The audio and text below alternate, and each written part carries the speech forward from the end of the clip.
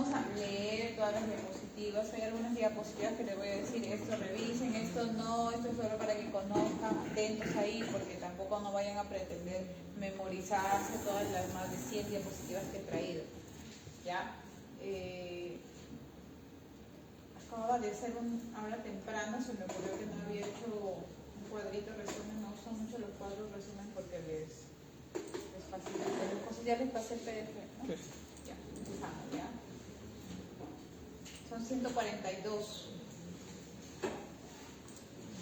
Así que empezamos.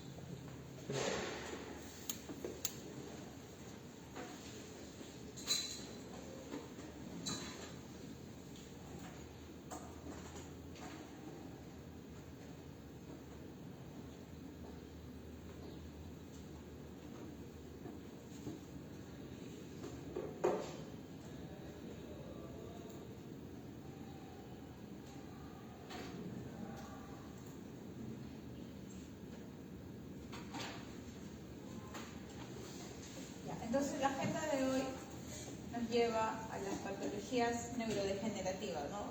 Básicamente a mí me hubiera gustado que esta clase sea solo de demencias, pero según su horario me ponen Guillain-Barré al final, no sé por qué, porque es algo periférico, pero bueno, la siguiente va a ser de miastenia y de motoneurona, me parece. Y se acabó, solo quedaría tumores, porque anatomía patológica creo que lo hace otra persona, ¿no? Pues nos quedarían solo 3 temas. Esos 3 temas los podemos hacer juntos, los podemos hacer en diversas clases. Eso sí me van a decir ustedes, porque como entiendo que están recargados de exámenes, tampoco no es tan agradable conectarse en la noche para se quedan dormidos, les llamo, no están. O sea, yo también soy alumna, así que lo conversamos para ver cómo hacemos esos temas, ¿ya? Porque son solo 3 temas: tumores, miastenia y ELA. Entonces hoy día he tratado de hacer la mayoría de demencias y bueno, Guillain-Barré, que es bastante sencillo. Empezamos con las demencias neurodegenerativas. Dentro de las neurodegenerativas están por orden de frecuencia y de importancia. Definitivamente Alzheimer es la primera demencia que vamos a revisar, porque entiendo que ahorita están con sus 5 sentidos, no van a tener la misma atención ahorita a las 7:47 que a las 11 de la mañana, así que oído al Alzheimer. ¿Ya? Luego tenemos la demencia por cuerpos de, se dice Lewy, ¿no? Demencia por cuerpo de Lewy y la demencia frontotemporal. ¿Por qué son importantes en nuestra realidad? Porque, si bien es cierto, no todos somos fan de, digamos, de la prensa americana. Ustedes saben que hay actores famosos que han fallecido con estos diagnósticos: demencia por cuerpos de Lewy y demencia frontotemporal. ¿Alguien sabe quiénes son? ¿Nadie? No lo puedo creer. Bueno, les he puesto la foto, a ver si me dicen. ¿Ya? Sí, hay 2 personas famosas. Entonces, por ahí que hay una tendencia a tener información. Sí, Robbie Williams es uno de ellos, ¿no? Hay información actual, ¿no? Sobre esos temas y es para conocimiento interesante. La demencia vascular, ¿por qué es importante? Porque, ¿qué les dije cuando empezamos esta clase? El tema más preguntado en neurología es vascular. Entonces, vascular y lo que se derive de él es uno de los sustentos que más van a ver ustedes cuando den exámenes, ¿no? Nuestra vida está llena de exámenes: exámenes para internado, terminas; examen del ENAM, terminas; examen de la especialidad, terminas; dentro de la especialidad 1000 exámenes más, terminas; subespecialidad, examen; quieres hacer maestría, examen; quieres postular a docencia de UPEO, examen. O sea, nuestra vida está llena de exámenes, ya estamos hechos al dolor. Y dentro de esos 1000 exámenes, el tema vascular va a ser muy preguntado, así que también ojo ahí. Degenerativas 1 es más para trastornos del movimiento, pero en este caso Parkinson no está como enfermedad tal, su sílabo dice enfermedad, pero hace referencia a la demencia de Parkinson, que es una complicación de la enfermedad de Parkinson. No es lo mismo demencia de Parkinson que enfermedad de Parkinson. Neurodegenerativa 2, estas son súper breves: Huntington y Wilson, y Guillain-Barré, que es la más sencilla de esta mañana, ¿no? Entonces empezamos. Demencias neurodegenerativas. Como les mencionaba, la enfermedad de Alzheimer es la patología neurodegenerativa más frecuente. Al menos el 60% de pacientes mayores de 65 años podrían tener riesgo de tener enfermedad de Alzheimer, lo cual no significa que llegamos a la casa y vemos a nuestros familiares que ya se olvidaron dónde dejaron las llaves, y como yo escuché a la neuróloga que dijo mayor de 65 años ya, ¿puedes tener Alzheimer? No. Tenemos que un poquito de pesquisa y detenimiento para no asustar, ¿no?, a las personas. Se caracteriza porque hay un deterioro progresivo de las funciones cognitivas y conductuales. Aquí les detallo en orden de frecuencia cuáles son esas funciones mentales alteradas, ¿no? Memoria, comprensión, lenguaje, atención, razonamiento y juicio. ¿Pero cuál memoria? Doctores, hay un montón de memorias. La memoria que se altera es la memoria episódica a corto plazo. O sea, son pacientes que no tienen mucha capacidad para seguir el hilo de la conversación. Ellos no se olvidan. Un paciente de 70 años no se olvida cómo fue cuando se casó o cómo fue cuando nació el primer hijo, ¿no? Ellos se acuerdan, sí, estaba yo en la mañana y tuve un dolor, vino mi esposo, me llevó. Ellos se acuerdan de eso, es una memoria episódica remota. La memoria episódica remota está bien, la memoria episódica a corto plazo es la que se altera. ¿Cuál es la memoria episódica a corto plazo? ¿Qué almorzaste ayer? ¿A dónde fuiste después? Fueron a la misa y después ¿qué hicieron? O sea, se olvida, ¿no?, de esas situaciones. Punto de corte, pregunta examen, mayor a 65 años. Porque en las diversas demencias que vamos a ver siempre les voy a poner el punto de corte de la edad, entonces atención ahí, ¿no? Son importantes, el diagnóstico definitivo existe, realmente no. Tenemos ayudas diagnósticas con biomarcadores PET, que es tomografía por emisión de positrones, estudios de líquidos cefalorraquídeos y serológicos, sí, son importantes, pero no hay un tratamiento curativo. Lamentablemente, perdón, cuando tenemos el diagnóstico, no hay algo que pueda decirme, ¿sabes qué? Te curamos del Alzheimer, solo manejo sintomático. ¿Qué significa manejo sintomático? Que no un paciente con Alzheimer A y un paciente con Alzheimer B no son iguales. Este paciente puede tener síntomas psicóticos y este paciente puede tener síntomas conductuales o de razonamiento, ¿no? Y los dos tienen Alzheimer. Entonces, ¿qué significa manejo sintomático? Que a los dos no le voy a dar el mismo tratamiento. Si este paciente tiene síntomas psicóticos, le voy a dar antipsicóticos. Si este paciente tiene problemas de memoria, voy a hacer ejercicios cognitivos, etcétera, ¿no? Se va a tratar de acuerdo a los síntomas, por eso se llama tratamiento sintomático. ¿Cuál es el síntoma más precoz, más común? Ya lo dije, pérdida de memoria episódica a corto plazo, y expliqué cuál es. Y los síntomas frecuentes, por orden siempre, cognitivos, trastornos del lenguaje y alteración de la función visoespacial. Visoespacial, por ejemplo, ¿cuál, doctora? Es un paciente que no tiene capacidad para abotonarse la camisa, ¿no? Se abotona, pero así ¿cómo se dice? A desnivel. Siempre queda un botón, o se ponen la ropa al revés, o ya no pueden persignarse, ¿no? Cosas así. Entonces, por si acaso, mayor de 65, si alguno de ustedes le ha pasado eso, por otra cosa será.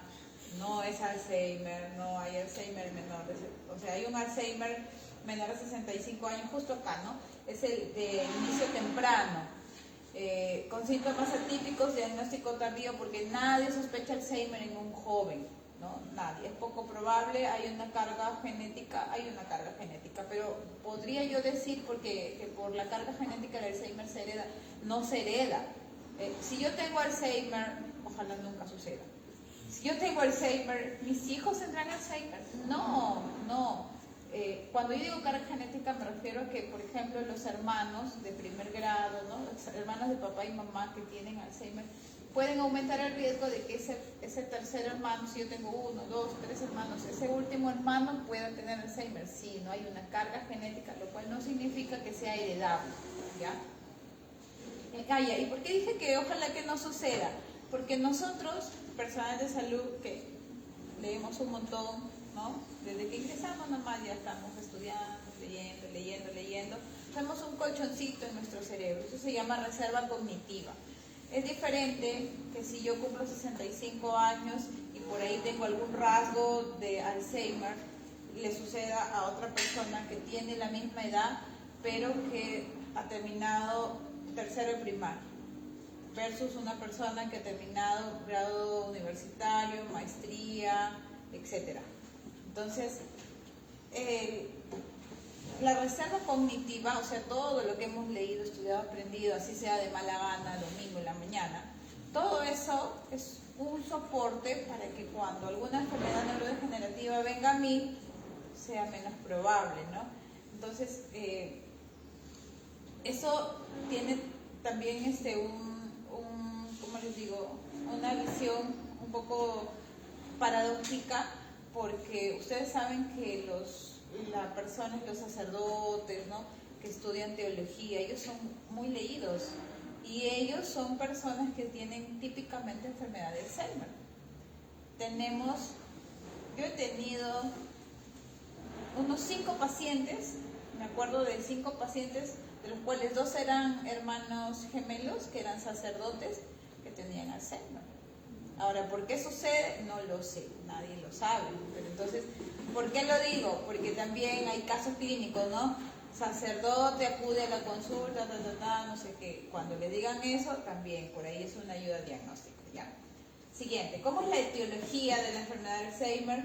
Definitivamente es una neurodegeneración gradual y progresiva que se produce como consecuencia de alteración tipo apoptosis en la corteza entorrinal, específicamente en el hipocampo. Ustedes saben que el hipocampo, que el caballito de mar que se encuentra en la zona mesial, o sea, medial inferior del lóbulo temporal, es el órgano o es la estructura anatómica que tiene mucha mayor participación en relación con la memoria, ¿no? Entonces, esa estructura anatómica se ve completamente afectada.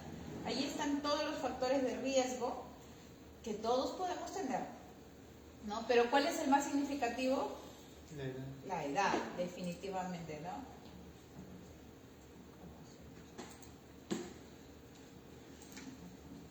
Si yo uso marcador, ¿se ve? Ahí. Ahí en el ecrán, ¿se ve? Se ve. ¿Quiere rayar? Ahí, por ejemplo, ¿se ve? Sí. Ya, listo. Entonces, la edad es el factor de riesgo más... Así les voy a ir encerrando para que vean qué es lo que tienen que estudiar, ¿ya? Porque ya no sé qué pensar con tanto contenido. La edad es el factor de riesgo más significativo y definitivamente la edad a los 65 años. Lo que les decía... Uy, ¿qué pasó? Ya, lo que les decía de los factores genéticos, ¿no? El familiar de primer grado aumenta hasta 30% la posibilidad de tener enfermedad de Alzheimer. Y si tengo 2 a 3 hermanos con enfermedad de Alzheimer de inicio temprano, o sea, menor a los 65 años, el riesgo es 3 veces mayor que la población general, lo cual no significa que sea heredable. Otros factores modificables, pues los cardiovasculares, la obesidad. ¿Por qué? Porque, o sea, que yo tenga sobrepeso me hace pensar que yo podría tener Alzheimer. Lamentablemente sí. Imagínense cuántos médicos hay con sobrepeso, ¿no? Muchos. En mi entorno nada más, en mi hospital, en mi servicio veo un montón. Entonces, ¿cuántos verán ustedes? ¿Por qué? Porque la hiperglicemia crónica, o sea, tener ese síndrome metabólico, acantosis, esos acrocordones, el sobrepeso, la barriguita, esa hiperglicemia crónica lleva al deterioro cognitivo. ¿Por qué? Porque hay depósito de esta cosa, que es de esta proteína normal, que es el beta-amiloide. El beta-amiloide es la base científica neuropatológica de muchas degenerativas. Entonces, aquel paciente con obesidad, ustedes vean un paciente con obesidad, pero obesidad, ¿no? Sobrepeso podemos tener muchos, obesidad es otra cosa. Un paciente con obesidad, rápidamente ustedes van a pensar resistencia a la insulina, diabetes, acumulación de beta-amiloide. Acumulación de beta-amiloide igual posible enfermedad de Alzheimer. O sea, no subamos de peso, ¿ya, chicos? Hasta la obesidad no. Entonces, otros no demostrados, el traumatismo encefalocraniano, enfermedades psiquiátricas con menos frecuencia, ¿no? Sobre todo lo que está ahí resaltado. Ya, esto es un montón, no lo vamos a leer, la epidemiología, solamente... Dime. He visto, leí que se está investigando de que las enfermedades periodontales también pueden tener relación con el desarrollo del Alzheimer. En general, todas las infecciones, cerca a tu masa encefálica, infecciones. También se dice de la sinusitis, también se dice de la pérdida de dientes también dice. Eso es por deficiencia de nutrientes, ¿no? O deficiencia de minerales, no exactamente la pérdida de dientes, sino lo que pasa es que hoy día no se va a tocar porque no está en el sílabus demencias carenciales, ¿no? Pero hay demencias reversibles, hay demencias irreversibles como son las de hoy, excepto la de Wilson, que esa sí es reversible, y demencias reversibles, o sea que sí se solucionan. Esas demencias reversibles, entre ellas están la pérdida de nutrientes, por ejemplo, le falta vitamina tal, una vitamina tal, trastornos tiroideos. Ya dentro de ellos, en el contexto, están los pacientes que tienen pérdida de piezas dentales, pero son reversibles, no necesariamente es Alzheimer. Alzheimer está en las irreversibles. ¿Ya? Entonces, en epidemiología tenemos que las proyecciones, ¿no? Las proyecciones indican que para el 2050, o sea, ¿cuántos años tenemos en el 2050? 25 años más, ¿no? 26 años más. Sí, todavía estamos. Para el 2050 habrán 150 millones de personas, ¿no? Lo cual significa aumento de 4 veces. Eso es importante de toda esta diapositiva. Ahora, después de los 65 años se duplica cada 5 años. Ay, qué feo. Ya no importa. La incidencia de la enfermedad de Alzheimer es ligeramente más alta, en donde, lamentablemente, en las chicas, sexo femenino, pero después de los 85. O sea, antes de los 85 estamos a la par. ¿Ya? Listo. Siguiente. ¿Cómo es la fisiopatología de la enfermedad de Alzheimer? Ya habíamos dado un adelanto, ¿no? Tenemos 3 hipótesis básicas. La hipótesis colinérgica, que es la hipótesis 1, la hipótesis de acumulación anormal de esta proteína normal, que es el beta-amiloide, y la hipótesis 3, que es la mutación genética. Entonces, vamos a hablar un poquito de cada una de esas hipótesis. La hipótesis colinérgica. Ustedes saben que la acetilcolina es un neurotransmisor por excelencia, ¿no? Del sistema nervioso central, importantísimo para mantener las conexiones, las sinapsis, que están relacionadas directamente con las funciones cognitivas. Entonces, si estoy diciendo que la acetilcolina ayuda mucho o interviene de una manera fundamental en mantener de manera adecuada esa sinapsis, ¿qué tendría que pasar para que ese paciente no tenga adecuada sinapsis? ¿Aumentar acetilcolina o disminuir? Fácil, ¿no? Niveles reducidos de acetilcolina. Por ahí va una pregunta, ¿cómo está la acetilcolina aumentada, reducida? Y de ahí ustedes ya van a razonar. Acetilcolina esterasa, que es la enzima que la degrada, ¿cómo estará? ¿Aumentada o disminuida? ¿Qué dicen? ¿Cómo estará? Aumentada, ¿no? Inhibidores de la acetilcolina, ¿cómo estarán? ¿Aumentados o disminuidos? Aumentados. Ya, entonces, anticolinesterásicos, disminuidos. ¿Ya? Entonces, si ustedes saben esto, lo demás solo se razona, ¿de acuerdo? Debido a la pérdida de neuronas colinérgicas, ya esto ya es tácito. Importancia de la acetilcolina, ya lo dijimos. La proteína normal, que es la beta-amiloide, afecta la función colinérgica. La beta-amiloide, que es la proteína patológica en la enfermedad de Alzheimer, directamente inhibe la función de esa acetilcolina. Por lo tanto, es que la hipótesis colinérgica se basa en el daño, en la acción nociva que tiene ese beta-amiloide sobre la acetilcolina, que es la buena, ¿no? El neurotransmisor bueno. Listo. ¿Cómo es la hipótesis amiloidea? Esa es la hipótesis, la que voy a hablar, es la más aceptada. El mecanismo más aceptado, ojo. Hemos dicho que beta-amiloide es una proteína normal, pero ¿de dónde viene la beta-amiloide? Eso también es otra pregunta. Viene de la proteína precursora de amiloide, que está formado por 42 aminoácidos y específicamente cuando se fracciona recibe el nombre de AB42. Y cuando está sola, la proteína precursora de amiloide o el beta-amiloide no necesariamente son nocivos. ¿Cuándo son nocivos? Cuando se va a fraccionar. Al fraccionarse en pedacitos pequeñitos, se agrega, como las plaquetas, ¿no? Se agrega y esto es lo que produce la neurotoxicidad. Entonces, esa es la hipótesis amiloide sencilla. Y la tercera, que es la hipótesis genética, hace referencia, por ejemplo, hace mucha mención a los pacientes con trisomía 21. Los pacientes con trisomía 21, ustedes saben que tenemos ¿cuántos pares de genes? cuerpo? Vale, 23. ¿Cuánto? Oye chicos, ¿qué Pares. año estamos? 23. 23 pares, ¿no? En la trisomía 21 va a haber una copia más o una copia menos. Una copia más, por eso se llama trisomía, ¿no? Quiere decir que si en un paciente que no tiene trisomía podría tener defectos genéticos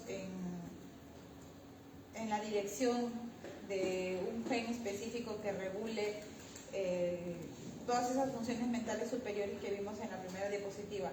Si a este paciente le agrego un grupo más de genes, ¿tendrá más riesgo o menos riesgo?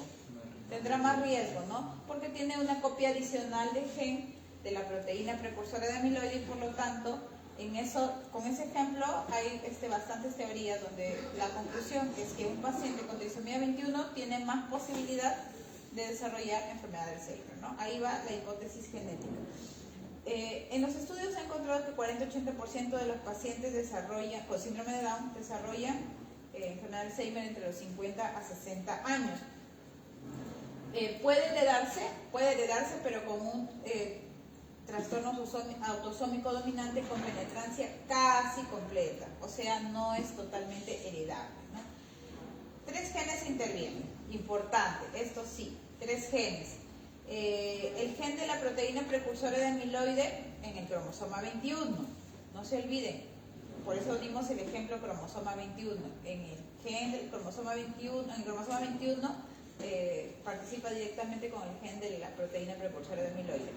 En el cromosoma 14, el gen de la presenilina 1 y en el cromosoma 1, el gen de la presenilina 2. Esos son los 3 genes que son parte de la hipótesis genética. Y luego la ApoE4, que es uno de los factores de riesgo, pero eso no es parte de la hipótesis genética. Ojo, ya. Siguiente. La histopatología del Alzheimer. ¿Qué cosas son las placas? ¿Qué cosas son los ovillos? Las placas, o sea, el Alzheimer tiene 2 tipos de patología, ¿no? Uno que es extracelular, o sea, está fuera de la neurona, alrededor de los vasos sanguíneos, y uno que es intracelular, dentro de la neurona, en el citoplasma. Las placas neuríticas están fuera, ¿no? Están alrededor de los vasos sanguíneos y en la sustancia gris cortical. Las placas neuríticas son estructuras que tienen un núcleo y un halo, ¿no? Digamos como un huevo frito. Ese núcleo es el núcleo beta amiloide per se y está rodeado de axones, ¿no? Axones patológicos, axones muertos. Entonces, eso es una placa neurítica. Entonces, ¿cuál va a ser la pregunta? ¿La placa neurítica está formada por proteína tau? Falso. ¿La placa neurítica está formada por axones en el centro? Falso. ¿La placa neurítica está formada por beta amiloide en el centro? Verdadero. Así van a ser las preguntas de patología, ¿ya? Entonces, la placa neurítica igual beta amiloide, porque es el núcleo. Ya hemos dicho de dónde viene el beta amiloide. Segundo concepto importante, ovillos neurofibrilares. Dije que tiene una patología extracelular y una patología intra. En la intracelular o intracitoplasmática neuronal tenemos los ovillos neurofibrilares encabezados por la proteína tau. La proteína tau es una proteína que es muy importante en mantener el orden y la función del esqueleto celular, ¿no? Ustedes saben que en el esqueleto celular tenemos microtúbulos, microfilamentos y todas esas estructuras que es como un armazón que permite que la célula se mantenga a flote y no sea como una ameba. Entonces, la proteína tau normalmente mantiene a flote o mantiene de manera adecuada ese tránsito, esa dirección de esos microtúbulos o axonales neuronales, ¿no? Para que el axón sea así adecuado. Cuando el beta amiloide, que hemos dicho que está afuera, rodeado de axones, alrededor de los vasos sanguíneos, cuando ese beta amiloide se concentra demasiado afuera, indirectamente influye en la proteína tau que está intracelular. O sea, ¿todos podemos tener proteína tau? Sí. El tema es cuando la proteína tau se acumula de manera anormal dentro de la neurona. ¿Y por qué se acumula? Indirectamente por acción del beta amiloide que está alrededor, ¿no? El beta amiloide está afuera, funciona mal, se acumula con esos axones patológicos alrededor y hace esa proteína tau que está dentro de la neurona se enrolle. Ustedes saben que las proteínas tienen ¿cuántas estructuras básicas? Primer ciclo. 4, primaria, secundaria, terciaria y cuaternaria, ¿no? Se va enrollando. Entonces hace que se enrolle de manera súper anómala y forma los ovillos neurofibrilares. Entonces, podría yo decir que la enfermedad de Alzheimer tiene en su patología estructuras extracelulares e intracelulares, sí. ¿Podría yo decir que lo extracelular influye directamente en lo intracelular? Sí. ¿Podría yo decir que la proteína tau plegada normalmente no es patológica? Sí. ¿De acuerdo? Y la degeneración neuronal cortical, que es la consecuencia de todo ese proceso que acabamos de explicar. ¿Ya? Beta amiloide influye entonces en la proteína tau. Ahí está la foto a la izquierda, y beta amiloide, que les decía que es como un huevo frito, ¿no? Bueno, quemado. Veamos en el centro, ¿qué cosa será? Beta amiloide. ¿Qué cosa será lo de alrededor? Axones patológicos. Y la placa neurítica, ¿no? ¿Qué cosa es la placa neurítica? Placa neurítica es lo que está afuera, no se olviden, y ovillos son los que están dentro. La placa neurítica, esto de acá, el beta amiloide está como que en un zoom 10.000 y esto es ya en grupo, ¿no? Núcleo central denso, beta amiloide rodeada por una corona de neuritas distróficas. Es lo mismo, solo que acá está solo y aquí está ya en mancha. Listo. Estadios de Brack. Este es un concepto más o menos antiguo, lo he colocado porque siempre por ahí hay una pregunta del estadio de Brack. Realmente a mí no me gusta mucho, pero hay algo que sí me llamó la atención. Esto es más patología. Los estadios de Brack estadifican, o sea, hacen un análisis histológico y lo correlacionan con el deterioro clínico, ¿no? En 3 etapas. Entonces se clasifica según progresión los ovillos neurofibrilares, intra o extracelulares. Chicos, les dije atención al Alzheimer, ¿ah? Porque iban a venir 10.000 preguntas. ¿Intra o extracelulares? Intra, pues, las placas son alrededor, afuera, ¿no? Los ovillos neurofibrilares tienen una correlación más fuerte con la enfermedad de Alzheimer que las placas. Ojo, de los dos, de esta histopatología, ellos son los que tienen una correlación mayor. Entonces, existe una relación, por eso coloqué el estadio de Brack, ¿no? Porque esto de acá estaba interesante. Relación entre amiloide, beta amiloide, o sea, placas neuríticas, y proteína tau. Esa relación se conoce como detonante bala. ¿Alguien podría más o menos razonar y decirme por qué será esta relación detonante bala? Y le perdono la inasistencia de la clase pasada. Ya, tenía que ser. A ver, hablen, chicos. ¿A qué les suena?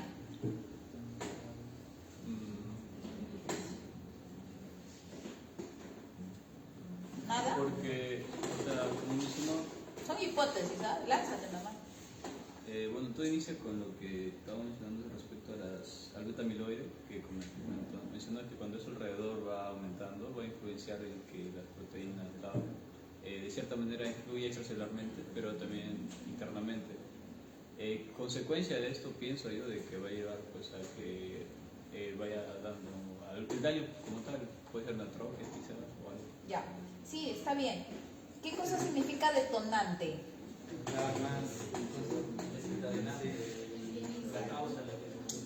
Gatillo, ¿no? Punto de partida. Eso. Y bala es lo que daña.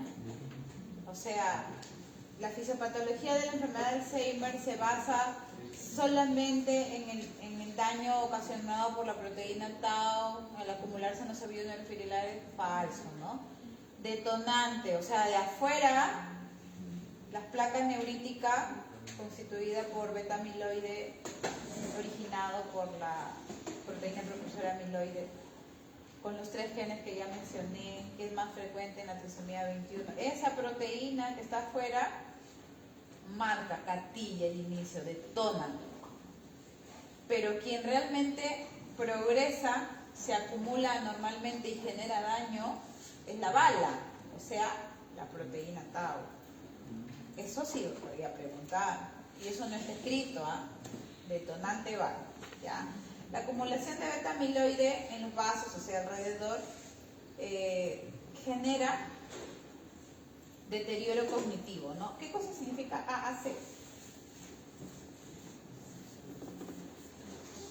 ¿Alguien se acuerda?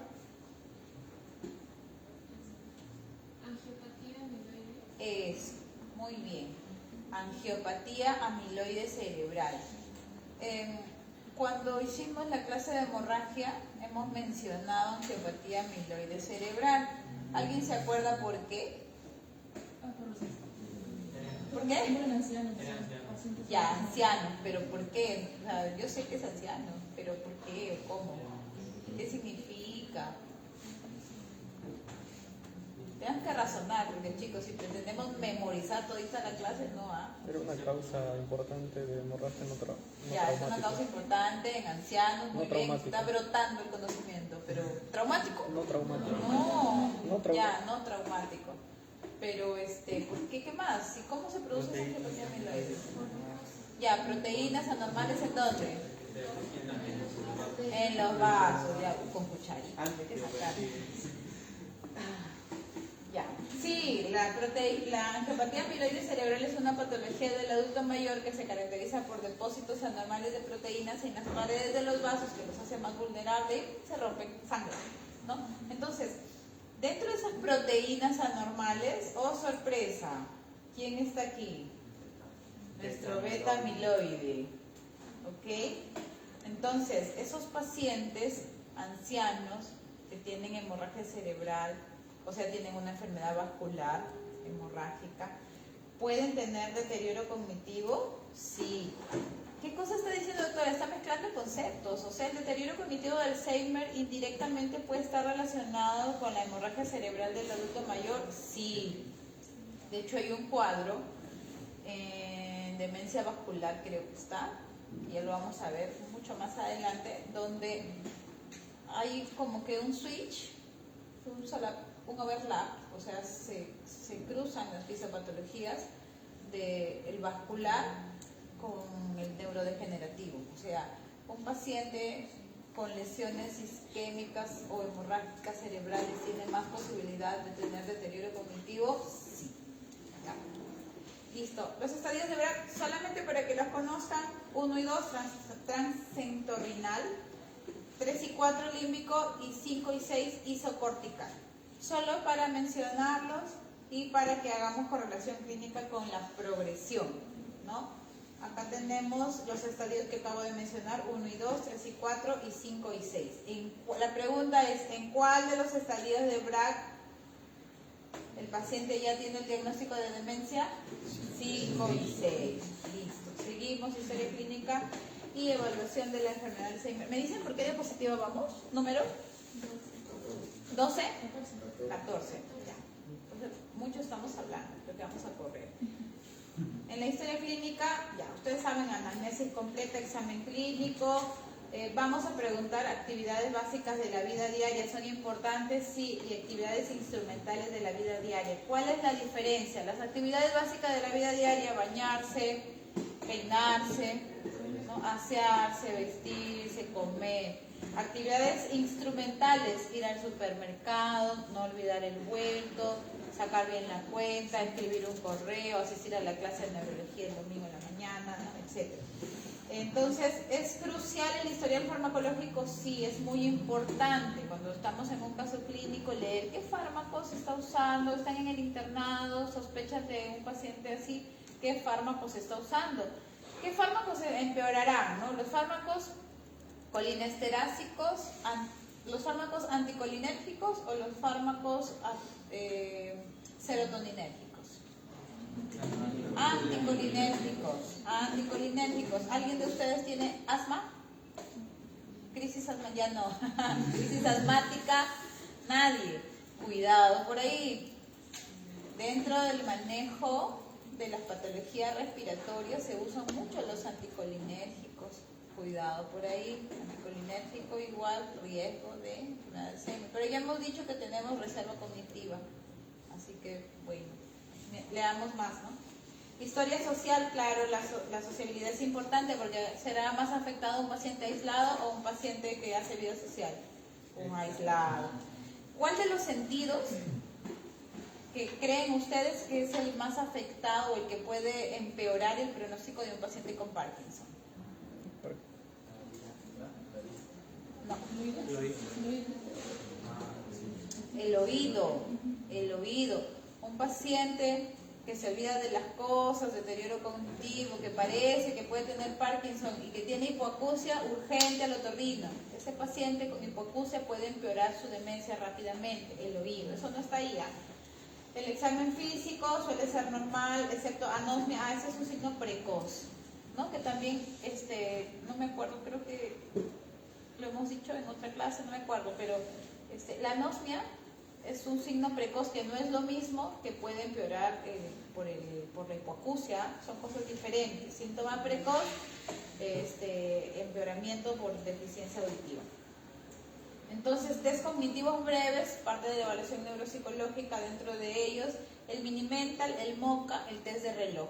Pregunto, ¿un paciente con demencia tendrá la letra más grande o la letra más chiquita cuando le hago escribir? ¿Qué dicen? Más chiquita. Micrografía, o sea, aquellos que escriben como pulguitas, hagan su letra más grande, por favor. La micrografía, ¿ya? El MoCA es más sensible para evaluar a pacientes con deterioro que el Mini-Mental, sí, el MoCA, más sensible que el Mini-Mental. El test de reloj, ¿qué cosa será eso? El test de reloj, dime. Yo sé. A ver, Luis, vamos. Ahí haces que el paciente haga el dibujito del reloj. Ya. Y luego pasa 10 a 15 minutos, creo, y le vuelves a agradecer que haga el dibujo, así por varios intervalos. Y vas viendo cómo el paciente de 1, 2, 3 que va haciendo así el reloj, ya no se acuerda a uno, luego hace otro dibujo, otro. Y va perdiendo. Ya. Pregunto, para ti, ¿cuál es, o sea, hay una hora específica que le dices dibuja al paciente? Porque, he tenido pacientes y también he tenido alumnos y residentes que le digo, que yo les he hecho el test de reloj y me dibujan con un analógico, ¿no? Y me ponen la hora con números. No, el test de reloj es la esfera. Sí, claro. La esfera, ¿no? Ya. ¿A qué hora se le pide al paciente que dibuje? Porque le dices, tienes una aguja de horario y una aguja de minutero, pero ¿a qué hora le pides que dibuje? ¿Alguien sabe? ¿Por qué las 3? La hora diabólica, ¿no? 3 de la mañana. No, tampoco, no divide. Nada. 11 y 10. Jalados. ¿Quién dijo 11 y 10? No vale. ¿No vale? No. Sí, 11 y 10. 11 y 10. ¿10? Pero yo escuché, alguien ha dicho. Mateo. Mateo, estás buscando, Mateo. Bien. Te paso, Mateo. 11 y 10 es la hora, ¿ya? Porque el paciente, ¿qué cosa se evalúa? Lo que ha dicho su compañero es una de las formas de hacer el test. Realmente ese test se utiliza para un montón de cosas, ¿no? Pero en enfermedad de Alzheimer, cuando le pedimos que dibujen la esfera con los números, evaluamos. Primero si la esfera está completa, porque algunos escriben así, ¿no? Y por ahí no llegan, no tienen la capacidad de juntar el inicio con el fin en el círculo. 2, el orden de los números es otro puntaje. 3, la posición de las manecillas, ¿no? Y se le pide que haga ese dibujo, pasan 20 minutos, se le vuelve a pedir y no lo hace igual. Es un paciente que tiene mucha alteración en las funciones visoespaciales. ¿Se acuerdan que les dije el ejemplo de la camisa? Ya, pues en el consultorio no le vamos a pedir que se abotone la camisa, ¿no? Aunque es posible, pero es más fácil pedirle que haga el test del reloj, ya. Siguiente, los fármacos anticolinérgicos, ya. Eso lo van a leer ustedes. Recuerden, por favor, los fármacos usados en EPOC y asma, en los casos clínicos. Exámenes auxiliares. Hemos dicho que no hay un examen auxiliar gold estándar, pero tenemos diversidad, ¿no? Neuroimágenes funcionales, líquido y neuropsicológicas. Dentro de las neuroimágenes, si estoy en un hospital nivel 3, no tengo resonador, solo tengo tomografía, ¿me servirá? Realmente no es lo más sensible, ¿no? Ustedes saben que en neurodegenerativas lo más sensible siempre es resonancia. ¿En dónde es más sensible la tomografía? ¿Infecciosos? No. ¿Vasculares? Claro, en vasculares sí, en todas las vasculares tomografía, ¿no? Y ya si tengo resonancia, acá, pero si no tengo tomografía está bien. En cambio acá no, la resonancia siempre va a ser superior. ¿Por qué? Porque la resonancia Nos permite visualizar con mayor detalle la diferenciación córtico-subcortical, ¿no? Nos permite tener los protocolos T1, T2, FLAIR, etc. Entonces nos da más indicios para tener estos signos específicos, ¿no? Por ahí que yo les hacía un cuadrito en la mañana cuando estaba todavía con 3 personas, 4, de la resonancia y hallazgos típicos. Cara de panda, signo de colibrí, signo del ala de murciélago, son hallazgos que yo no podría ver en la tomografía, porque la tomografía es como que más sencilla, ¿no? ¿Qué cosas sí podría ver en la tomografía? Dilatación del tercer ventrículo, atrofia de ciertas áreas, ¿no? Pero no, el mensaje es que la resonancia es superior. Pruebas funcionales, tomografía por emisión de positrones, resonancia magnética funcional, SPECT, son valiosas. Sí, actualmente en el Perú, ¿quién hace el SPECT? Hospitales grandes, tal vez el Hospital Ravalviati, en el caso del MINSA, en neurología, el Instituto Nacional de Ciencias Neurológicas, que es el Hospital Mogrovejo, no realiza pruebas funcionales. El procedimiento es que, por ejemplo, en epilepsia, yo necesito hacer una prueba funcional para diagnosticar una epilepsia específica que es tributaria a tratamiento quirúrgico. ¿Qué hago? Hacen referencia al INEM, que también es de MINSA, y el INEM hace estas pruebas funcionales, lo regresa a epilepsia del Mogrovejo y el paciente se opera. Si yo estoy en un hospital nacional, pero que no tiene acceso directo al INEM, ¿qué hago? Mi hospital nacional refiere al Mogrovejo, el Mogrovejo refiere al INEM, el INEM lo regresa y nuevamente regresa a mi hospital. Así es el flujo, ¿ya? Los estudios de líquido cefalorraquídeo son útiles en la fase preclínica, o sea, la fase en la que todavía el paciente no tiene síntomas. Hallazgos, el péptido beta-amiloide 42, ¿se acuerdan que les dije que cuando es fraccionado es más agresivo, ¿no? Y la proteína tau fosforilada y la proteína tau total. Las pruebas neuropsicológicas ya hemos mencionado cuáles son, desde el reloj, MoCA, Minimental, y hay muchísimos test más, ¿sabes? Esos son como que la puntita del iceberg, hay un montón de test. ¿Estudios genéticos se recomiendan de forma rutinaria? No, no se recomiendan de forma rutinaria porque realmente el Alzheimer no se hereda. Listo. Abordaje terapéutico. ¿Tenemos cura? No tenemos cura. Si la acetilcolina es favorable para no tener Alzheimer, si he dicho que la beta-amiloide es la proteína normal que lesiona esa función de la acetilcolina, entonces la acetilcolina esterasa que destruye la acetilcolina, ¿será adecuada o no? No. Entonces tengo que inhibir a esa inadecuada, ¿de acuerdo? Inhibidores de la acetilcolina esterasa. ¿Por qué? Porque aumentan la acetilcolina. Entre ellos tenemos a la mano el famoso Eutebrol, que es la marca, ¿no? Donepezilo, ribastigmina y galantamina, que es el galenicum, galanevitae. O sea, sí manejamos estos fármacos, no son tan alucinantes, ni de la estratosfera los tenemos. Y algunos detalles sobre esos fármacos, ¿no? ¿Qué cosas sí debo recordar, aprenderme? El donepezilo. ¿Por qué? Porque es el medicamento de elección. Se utiliza en enfermedad de Alzheimer con demencia leve, es un inhibidor rápido, dosis diarias única por la noche. Sí, es el primer paso. Por favor, no se olviden de esto para toda la vida. Lo que les voy a decir es un consejo de vida. Un paciente con Alzheimer o deterioro cognitivo, demencia de sospecha, por ahí que llega a manos equivocadas. No, este paciente tiene demencia. Llevo a mi abuelito a un lugar particular. Y su neurólogo, ojalá que no sea neurólogo, le dice de frente, ¿tiene demencia? Ya, memantina. No, por favor. Ningún cuadro de demencia se inicia con memantina, eso es un error, ¿ya? En los cuadros de demencia siempre se inician con inhibidores de la colinesterasa. A la cabeza de elección es el donepezil, ¿ya? ¿Cuánto tiempo le voy a dar donepezil a mi paciente? Generalmente se dan por periodos de 3 a 6 meses con evaluaciones neuropsicológicas. Así como cuando tratamos la anemia, dosamos la hemoglobina y en cuánto le doy tratamiento en jarabe o en ampolla y en cuánto tiempo le vuelvo a hacer el control. ¿Qué dicen? Sí.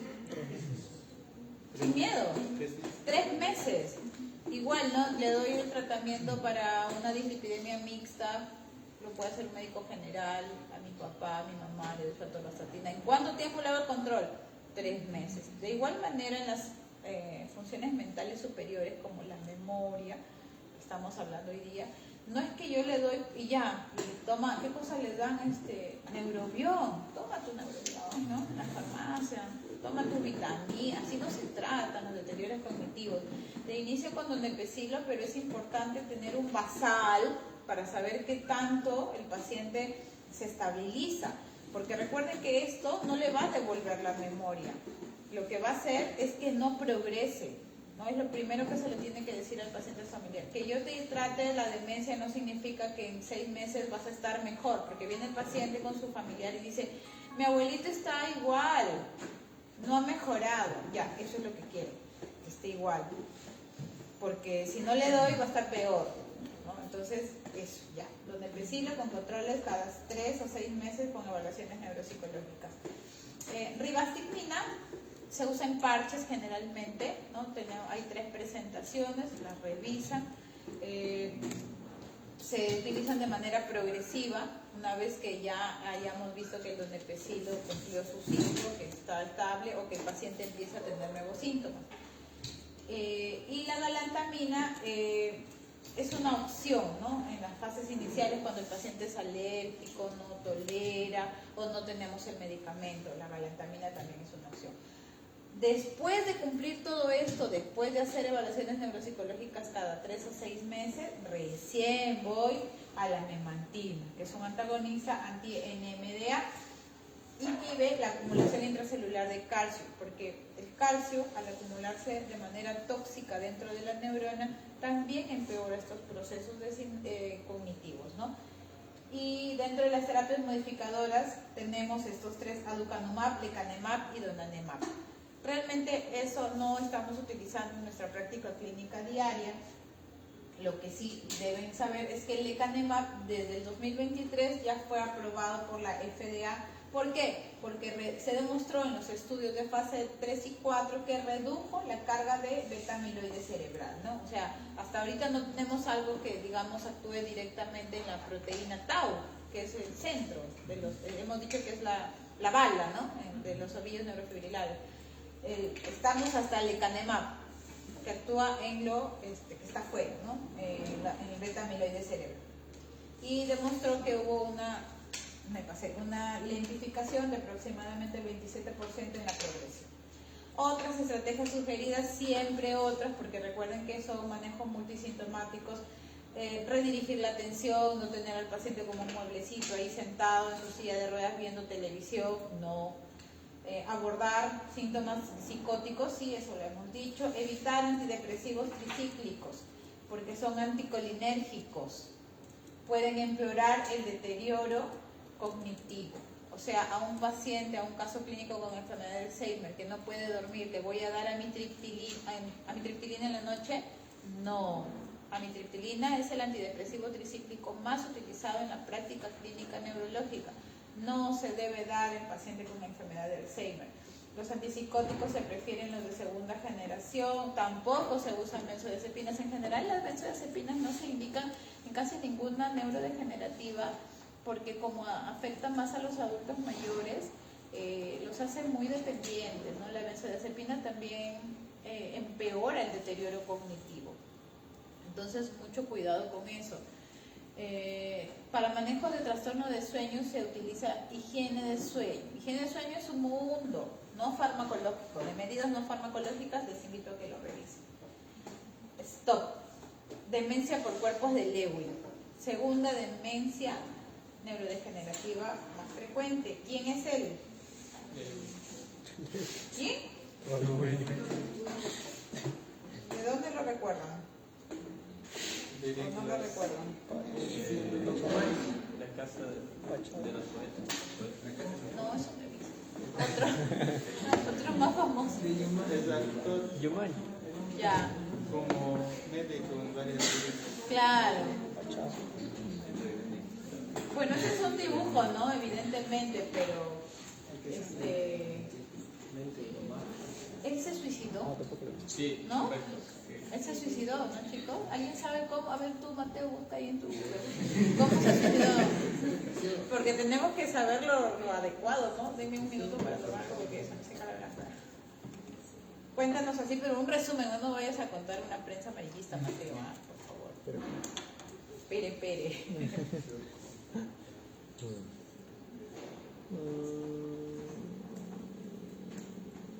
Ahorcamiento. ¿Pero qué? ¿Y eso es lo único que vas a decirnos? No, pues dinos algo más bonito. ¿Cómo vas a decir ahorcamiento? Murió el 11 de agosto del 2014 a los Ya, fuerte. 63 años por suicidio mediante asfixia por ahorcamiento en su casa en California. Ajá, bien. Es un paciente que falleció por una autoagresión, ¿no? Obviamente en estadio de demencia. Lamentable que esta enfermedad sea conocida por que es una persona muy famosa, porque ¿cuántos pacientes con enfermedad de Lewy o demencia por cuerpos de Lewy tendremos en nuestro contexto y son lamentablemente catalogados como pacientes psiquiátricos nada más? Entonces, sin ir más allá, ¿no? Entonces, un poco de sensibilidad social. Estos pacientes o estos casos clínicos tienen algo pero recontra característico y está acá: alucinaciones visuales. Las alucinaciones visuales son parte de todas las preguntas de pacientes con Lewy, ¿ya? No confundir con paciente con Parkinson. O sea, yo sé que Parkinson hemos dicho que es síntomas motores y cuando se complica hace demencia de Parkinson, pero un detalle: el caso clínico del paciente con Parkinson es un paciente mayor de 70 años que tiene paradisinesia, que tiene rigidez, temblor en reposo y que recibe tratamiento con levodopa por 3 años con óptima adherencia. Después de 3 años de tratamiento, su médico decide subirle la dosis, ¿no? Cuando el paciente, y al subirle la dosis, el paciente presenta alucinaciones visuales. ¿Qué cosa ven? Ven que caminan arañitas por ahí. Yo me acuerdo que tuve un paciente, el señor César Torre. Ese paciente, no lo voy a olvidar nunca, porque ese paciente, cuando llegaba a mi consulta, me decía que en la noche en su casa ve a las garotas brasileñas bailando samba. Entonces yo cuando lo escuché por primera vez, o sea, ninguna de acá hace eso, ¿no? Cuidado. Yo cuando lo escuché por primera vez, de verdad que me daban ganas de reírme porque nunca había tenido, o sea, las alucinaciones descritas en la práctica clínica son las arañitas, por ahí que los animalitos colgando, o ven bichitos, pero garotas brasileñas. Yo le decía, ¿y cómo así? A ver, dibújame. O sea, le exploré mucho eso y en verdad eran alucinaciones por exceso de levodopa. Él llegó a mí así. O sea, él ya tenía un neurólogo que le estaba dando mucha levodopa y tenía alucinaciones y también tenía esos movimientos, disquinesias, ¿no? Mueve la cabeza de manera ondulante por exceso de levodopa. Entonces, esas alucinaciones que vienen planteadas después de un contexto de síntomas motores diagnosticados, de trastorno, de tratamiento con levodopa, son alucinaciones visuales en demencia por Parkinson, que no son las mismas que las alucinaciones en demencia por cuerpos de Lewy, porque en demencia por cuerpos de Lewy esas alucinaciones visuales se presentan al inicio de la enfermedad, cuando ni siquiera tiene el diagnóstico. Y sí, estas alucinaciones son más típicas de animalitos o bichitos que caminan, ¿de acuerdo? Entonces no confundir las alucinaciones visuales. Cambios bruscos en la atención, temblor, rigidez, lentitud de movimientos, deterioro de funciones cognitivas, correcto. Entonces acá está la noticia, ¿no? La depresión no fue la causa del suicidio de Robbie Williams, en realidad fue una demencia no diagnosticada. Doctora, le consulta, he visto que los pacientes que tienen demencia por cuerpos de Lewy tienen como que no se les puede tratar muy fácilmente las alucinaciones, tienen como que hipersensibilidad a los neurolépticos. ¿Cómo las manejan entonces? Eso es dependiente de cada paciente. Las alucinaciones realmente se inician con retiros farmacológicos porque como el diagnóstico no es tan fácil, cuando el paciente llega a nuestras manos está multifarmacia. Ya lo ha visto el psiquiatra, lo ha visto el psicólogo, ha hecho terapia, si es que tiene fortuna y suerte de estar en un núcleo familiar adecuado. Porque si no, que es la gran mayoría de la población peruana, está con antidepresivos. ¿no? Porque piensan que está con un trastorno depresivo. ¿Cómo se tratan? Primero retirando los fármacos y luego se inician tal vez con dosis bajas puntuales, ¿no? De alguna benzodiazepina o algún antipsicótico de segunda generación, porque los antidepresivos cíclicos, los antipsicóticos de primera generación lo empeoran. Entonces, es a grandes rasgos la manera de cómo abordar. ¿Qué más? Decíamos de Robbie Williams, ¿no? Un hombre que nos dejó un legado de risas, alegrías, es una enfermedad neurodegenerativa que afecta pensamiento, memoria y movimiento. Los primeros síntomas son sutiles, como cambio en la escritura, y a menudo pasan desapercibidos. Entonces, importante, ¿no? Fue una demencia no diagnosticada y el paciente se suicidó. Generalidades. Es la segunda causa de demencia neurodegenerativa, ya que hemos dicho. Acá interviene una nueva protagonista, la alfa-sinucleína. La alfa-sinucleína, que la vamos a nombrar como AS, ¿no? La alfa-sinucleína depositada anormalmente recibe el nombre de cuerpos de Lewy. Cambios en el estado de ánimo, y aquí afecta más a los varones. Hemos dicho que el Alzheimer afecta más a las damas, ¿no? Miren el grupo etario aquí, varones a partir de los 50 años. Es una enfermedad progresiva, lamentablemente, sin cura. ¿Qué son los cuerpos de Lewy o por qué se producen los cuerpos de Lewy? Por la acumulación anormal de AS. ¿Qué cosa es AS? Alfa-sinucleína dentro de las neuronas. Hasta el momento, la única patología que tiene sustento extra e intraneuronal es el Alzheimer, ¿no? El Lewy, estamos diciendo que son acumulaciones intraneuronales y afectan múltiples regiones. ¿Cuáles son? Corteza cerebral, lóbulo frontal, límbico, núcleos de la base temporal y todo lo que está mencionado aquí. Todas estas estructuras son las afectadas en demencia por cuerpo de Lewy. ¿Cuál es el factor de riesgo más importante? La edad. Trastorno del sueño, REM, se diagnostican, y alteración o pérdida precoz del olfato. ¿Se acuerdan que en Alzheimer también decíamos lo mismo? El olfato. ¿Se considera hereditario? No. Los estilos de vida siempre van a influir, esto no hay que estudiarlo, ¿no? En todas las patologías siempre los estilos de vida. ¿Cuáles son los síntomas y signos característicos? Tenemos cognitivos, movimientos del sueño y conductuales y del ánimo. Dentro de los síntomas cognitivos, la memoria no es lo que llama más la atención. ¿Qué es? ¿Se acuerdan la figura inicial del paciente en vista sagital, donde hemos descrito de mayor a menor y por orden de frecuencia y de cronología? ¿Cuál es el síntoma que se presenta con mayor precocidad? Alteraciones visuales, ¿no? Dentro de ellas las habilidades visoespaciales, razonamiento, funciones ejecutivas. La memoria es al final, ¿ya? No es como el Alzheimer. Hay otro, o sea, los síntomas pueden ser parecidos, pero la cronología es distinta. Fluctuaciones cognitivas. ¿Qué significa esto? ¿Alguien? Fluctuaciones cognitivas, ¿a qué suena?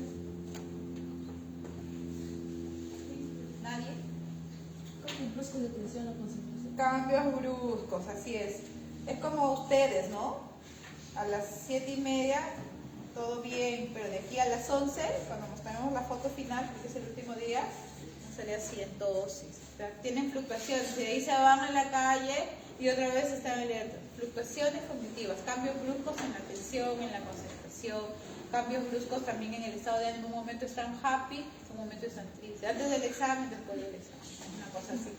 Síntomas de movimiento. Miren, los síntomas de movimiento son muy parecidos en todas, ¿ah? Como en el Alzheimer, como en el Parkinson, bradicinesia, rigidez, temblor en reposo, bradicinesia. Dentro de la bradicinesia está la hipomimia. Por ejemplo, en el caso clínico o en la vida diaria, hay pacientes que se quejan mucho, el familiar se queja, no, el paciente no, se queja porque tiene mucha cialorrea. Mi papá produce mucha saliva, dice. Entonces, no es que produce mucha saliva. La saliva que produce el paciente con neurodegenerativa es tan igual como la que producimos nosotros. La diferencia es que como ellos tienen bradicinesia, o sea, lentitud en movimientos musculares, no la degluten como nosotros. Nosotros producimos saliva y estamos pasándola inconscientemente. Pasamos, por eso no se nos acumula la saliva. El paciente con neurodegenerativa hace lo mismo. Produce, pero como tiene lentitud en movimiento, no puede deglutir, se acumula. Y ellos creen que tiene cialorrea. diarrea, ¿no? O que produce más saliva, no es. Los músculos, fascie, ¿cómo se llama esa fascia?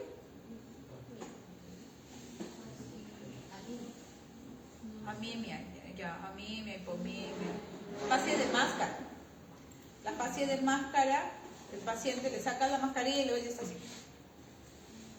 Está como que poca sonrisa, ¿no? Rigidez, temblor en reposo, sí. Si solamente me ponen este cuadro clínico, yo podría confundirlo tranquilamente con una enfermedad de Parkinson. Por eso les digo, el dato clave son las alucinaciones visuales precoces, la edad, el sexo, son los datos claves. Esa es la manera de estudiar las demencias, ¿no? Con el signo más característico, porque si se aprenden todas las características clínicas se van a confundir porque casi todos son parecidos, tienen que ver cuál es primero, el signo más característico, la edad. Trastorno del sueño, hemos dicho que son REM, sueños vividos, ¿qué son?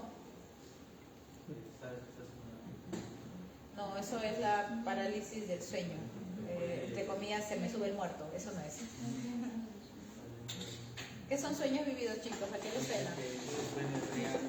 Eso, sueños que parecen reales, ¿no? Cuando uno se despierta y realmente pensabas que estabas en el baño, miccionando y te orinaste en la cama. Esos son sueños vívidos, sueños en los que el paciente cree que son reales, pero no son reales.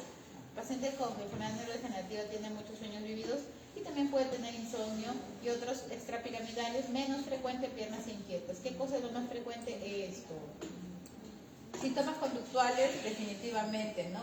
Bastante prevalencia de depresión en pacientes con enfermedades neurodegenerativas, ¿ya? Bastante, y tienen celotipia. Es un paciente de 80 años que llega a la consulta y se pelea solo viven 2 adultos mayores, se pelea con su esposa porque cree que cada vez que su esposa se va al mercado lo está engañando con el señor de la carne. Es muy frecuente la celotipia del adulto mayor en la demencia. Ojo, si alguien tiene familiares, ojo y oído ahí. Solo es eso de mayores. ¿Cómo? Solo en adultos mayores. Sí, claro. Estamos hablando de demencia. Chicos, por favor, si uno de ustedes está en celotipia, eso no es cuerpos de Lewy, por favor. Y paranoia, desconfianza extrema. No quiere que nadie entre a la casa, porque si entra el señor, porque es un gafitero, ya le robó. Si entra el señor o la señora que va a limpiar la casa, ya está contando sus monedas, ya está mirando porque ya piensa, se le ha perdido algo, no se acuerda dónde lo dejó, me ha robado, es un ratero. Entonces son pacientes con mucha paranoia y con mucha celotipia, ¿ya? Eso sí es preguntar. Formas clínicas de presentación. Recuerden que he mencionado mucho el Parkinson acá. ¿Por qué? Porque, oh sorpresa, la enfermedad de Parkinson tiene el mismo sustento patológico que la demencia por cuerpos de Lewy, es decir, la acumulación ¿de qué? Beta amiloide, no fue. Alfa-sinucleína. ¿Quién ha dicho beta amiloide?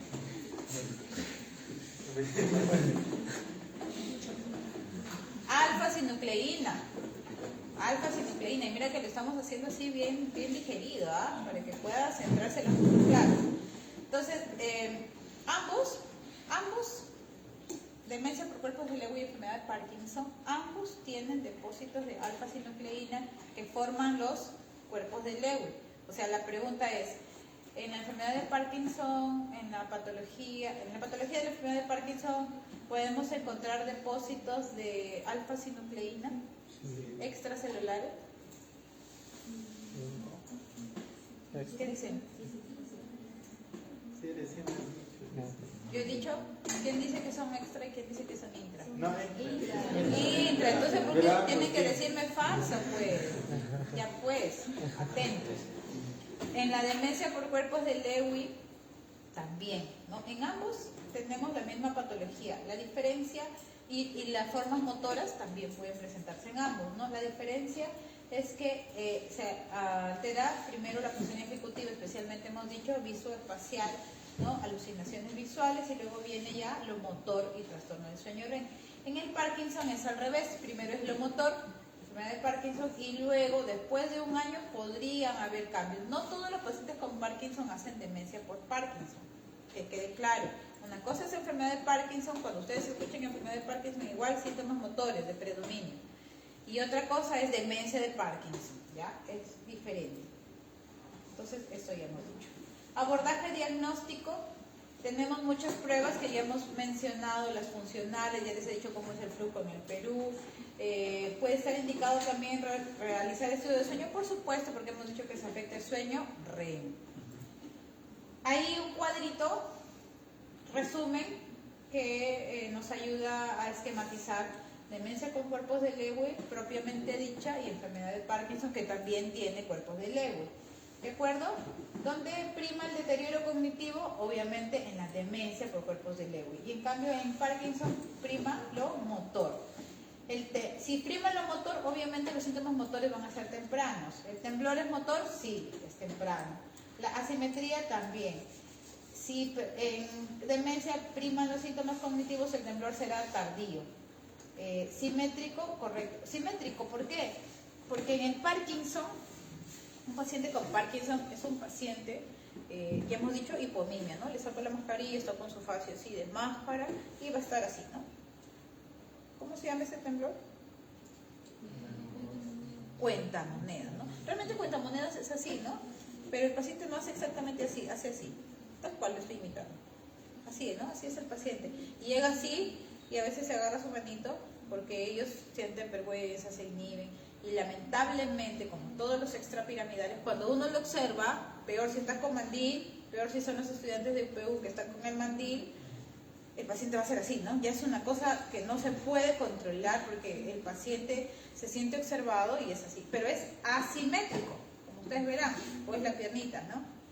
Es asimétrico. El otro lado, así, ¿no? Es un lado sano y un lado asimétrico. En cambio, el paciente con demencia por cuerpos de Lewy es simétrico. Eso también es una diferencia importante para el caso clínico. Y bueno, síntomas cognitivos y extrapiramidales son altos. Listo. Abordaje terapéutico. El abordaje terapéutico realmente no es algo espectacular. Hemos dicho que el manejo es sintomático. ¿En quién sí nos hemos detenido? En el Alzheimer. Recuerden que hemos hablado hasta de Erenumab. En demencia por cuerpos de Lewy tenemos no farmacológico, ustedes ya saben, no hay que repasar esto. En lo farmacológico de primera línea, esto sí, por favor, inhibidores de la colinesterasa y la memantina siempre segunda línea. No iniciemos el tratamiento con memantina, por favor. Neuropsiquiátrico se va a manejar de acuerdo al síntoma predominante. Si el paciente tiene psicosis, ¿usaré antipsicóticos de primera línea? No, hemos repetido varias veces que son de segunda línea. Tratamiento de las alucinaciones visuales, listo. En el trastorno de ánimo, mejorar el estado de ánimo, obvio, ¿no? Esto es secundario. Para lo de azul, generalmente se hacen interconsultas. Si tienen constipación, algunos lo mandan a gastro, otros lo tratan ahí en el mismo servicio, ablandadores, de heces, dieta con fibra, ¿no? Mantener la caminata, porque ustedes saben que el paciente con Parkinson, como hace pasos largos o pasos cortos, cortos, ¿no? Hace pasitos cortos y hacemos la evaluación de la partición del giro. ¿Qué cosa es eso? ¿Nadie? Ya. Voluntarios. Tú, ven. No está bien que tú eres voluntario, ¿no? Tú eres normal y yo soy el Parkinson, ¿ya? Vamos a caminar hasta la puerta, pero no tan rápido. Tú eres normal, ya. Camina hasta la puerta, tú primero mejor. No quiero opacarte. Camina hasta la puerta, das la vuelta y regresas. ¿Observen ese giro? Ya lo hizo María. Ven otra vez. Dios mío. Pero no afuera, pues hijito, adentro. Camina. Normal, sin modelar. Gira. 1, 2, ya, listo. ¿Vieron ese giro? Ya, yo soy el Parkinson. La gente con Parkinson termina así, ¿no? Pasos cortos, centrarme con... Siempre tiene miedo y su postura, ¿no? Posturas informadas, siempre tiene miedo y para girar hacia esto. Es la partición de giro. Esa es la partición de giro. Puedes sentarte. Gracias. Entonces, ese paciente tiene hipotensión ortostática.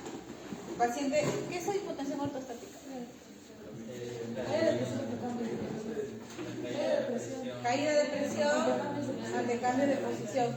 Es un paciente que además de tener hipotensión ortostática tiene pasos cortos. Es un paciente que tiene mucha frecuencia de caídas. Se cae con mucha frecuencia ese paciente, ¿no? Y como camina despacio, se cae, tiene miedo, prefiere estar sentado o echado. Y si está sentado o echado, sus deposiciones serán normales o será estreñido. Ya, entonces así se razona, ¿no? Ahí están todos los síntomas de Parkinson. Obviamente va a tener disfunción sexual, hacia lo real, ya lo expliqué por qué. Abordaje terapéutico, ¿daremos benzodiazepinas? No. Acá lo que les dije también al inicio, higiene de sueño. La higiene de sueño, les resumo. Inicia por no tomar café después de las 4 de la tarde. Inicia porque las comidas no sean copiosas, abundantes, un poquito, no se van a ir a comer su chaufón en la noche, pues, ¿no? ¿Por qué se miran? ¿Por qué se miran? Un kilo de chaufa. Un kilo de chaufa. No, chicos, eso no es saludable. No. Una vez de repente, ¿no? Pero no se puede comer un kilo de chaufa después de las 6 de la tarde. O sea, no hay forma. Café tampoco, comidas poquitas. Evitar los líquidos, porque el adulto mayor se levanta en la noche porque quiere miccionar y está pensando en su hijo, en el hijo de su hijo, en todos los nietos que no fueron al colegio, no compraron los útiles, todos se ponen a pensar y se levanta a miccionar entonces los líquidos. El ambiente debe ser claro oscuro, debe ser oscuro, ¿no? Para favorecer la producción de ¿qué hormona? Melatonina, ok. Listo. Entonces, eso es un resumen de la higiene de sueño, que es bien amplio y bien bonito para que lo lean con calma, no voy a hablar más de eso. El trastorno de sueño REM ya hemos dicho por qué. Miren esto, clonazepam puede ayudar, aunque tiene efectos secundarios importantes. Tiene muchos efectos secundarios, yo mencioné 2. ¿Cuáles son? ¿Por qué número vamos? La 29. Ya. Chicos, efectos de Parkinson, de benzodiazepinas. He dicho que las benzodiazepinas no te utilizan o no son recomendables porque generan dependencia y 2, porque empeoran el deterioro cognitivo. Hemos dicho eso. ¿A quién sí le podría dar benzodiazepinas? Pero doctora, mi abuelita está en 80 años y sí tiene benzodiazepinas y está en cama. Un paciente dependiente total, o sea, un ranking 4, sí podría darle benzodiazepinas porque tiene pañuelito, tiene sonda, ¿no? Para que el paciente pueda conciliar su sueño, sí podría darle, también dependiendo mucho del pronóstico que tiene ese paciente. Si tiene 80 años, tiene una condición clínica delicada, sí le puedo dar para que pueda estar tranquilo. Pero un paciente que todavía camina, un paciente que camina con pasos cortos, no importa, no le debería dar, ¿no? Los trastornos pueden mejorar con levodopa, sí. De hecho, la levodopa es el medicamento de elección, es el gold standard en síntomas motores. O sea, doctora, si la enfermedad por cuerpos de Lewy también tiene síntomas motores que no necesariamente son al inicio, hemos dicho que primero es lo cognitivo y luego es lo motor. ¿Yo podría darle levodopa en el tratamiento? Sí, la respuesta es sí. La levodopa yo le puedo dar en cuerpos de Lewy y también en Parkinson, ¿ya? En el momento en el que tenga predominancia de síntomas motores. Dosis mínima necesaria para el beneficio, correcto. La levodopa tiene una característica que se llama honeymoon, periodo de honeymoon. ¿Alguien sabe qué es eso? Luna de miel. Ya, luna de miel, pero ¿qué significa? Dilo, sin miedo, no pasa nada si te equivocas. Recuerdo que era con afectación renal. Ya, pero ¿y qué tiene que ver la luna de miel? Lo hiperglicemia. Pues era un periodo en necesita renal crónico. Más o menos, ya. Les digo, chicos, lo que pasa es que cuando iniciamos levodopa, ¿sabes? Me imagino que se concentra y a pesar de que quitas el medicamento, el efecto se mantiene y luego empeora. No. El periodo de luna de miel significa que cuando llega a mis manos un paciente que nunca ha tomado levodopa con síntomas motores evidentes de Parkinson o de Lewy, el paciente va a mejorar. O sea, va a tomar una dosis y va a estar pero ok, No hay bradicinesia, no hay rigidez, va a llegar amándome, trayéndome un café, un desayuno la siguiente consulta, porque me va a decir realmente qué buen médico, qué buena pastilla, excelente. Pero debemos ser muy perspicaces y muy sabios al iniciar el levodopa, y siempre en dosis mínimas, ¿no? Generalmente un cuarto cada 12, media cada 12. ¿Por qué? Porque este periodo de aparente bienestar es corto, 3 meses, 6 meses, y luego el paciente va a requerir más dosis. Entonces, exacto, y va a llevar a la complicación multiorgánica. Entonces, eso es lo que me proporciona su compañero, la falla renal. Es una consecuencia de dar mucha levodopa. Entonces, la levodopa se debe dar titulada de manera escalonada, siempre empezando por la mínima dosis. ¿Ya? Porque queremos evitar los efectos adversos. Sí, ¿qué pasa si yo le doy levodopa en exceso? O sea, me mando nomás, y para que no venga, le doy tratamiento por 8 meses, no sé, una tableta cada 8, se me pasa la mano. Cuando se me pasa la mano de levodopa, existe la complicación por exceso de levodopa que se llaman disinesia. O sea, en lugar de ser así rígido, temblor, el paciente empieza así, ¿no? Como movimientos coreiformes. Es el exceso de levodopa, y entre ellos otro efecto por exceso de levodopa también está en las alucinaciones. Acuérdense de los garotos brasileños. ¿Ya? Doctora, ¿y en esa situación cómo lo manejó? Se retira por completo, retiras por completo levodopa, y observa que el paciente empieza a disminuir. Si con el retiro por completo no se disminuyen esas alucinaciones, sí puedes darle dosis mínimas de alguna benzodiazepina o un antipsicótico de segunda generación. Demencia frontotemporal. Tenemos ahí a otro famoso. ¿Quién es? A ver, cuéntanos, Mateo, tú que estás en todas. Cuéntanos. Él es el que participa en Duro de Matar. ¿Quién da más?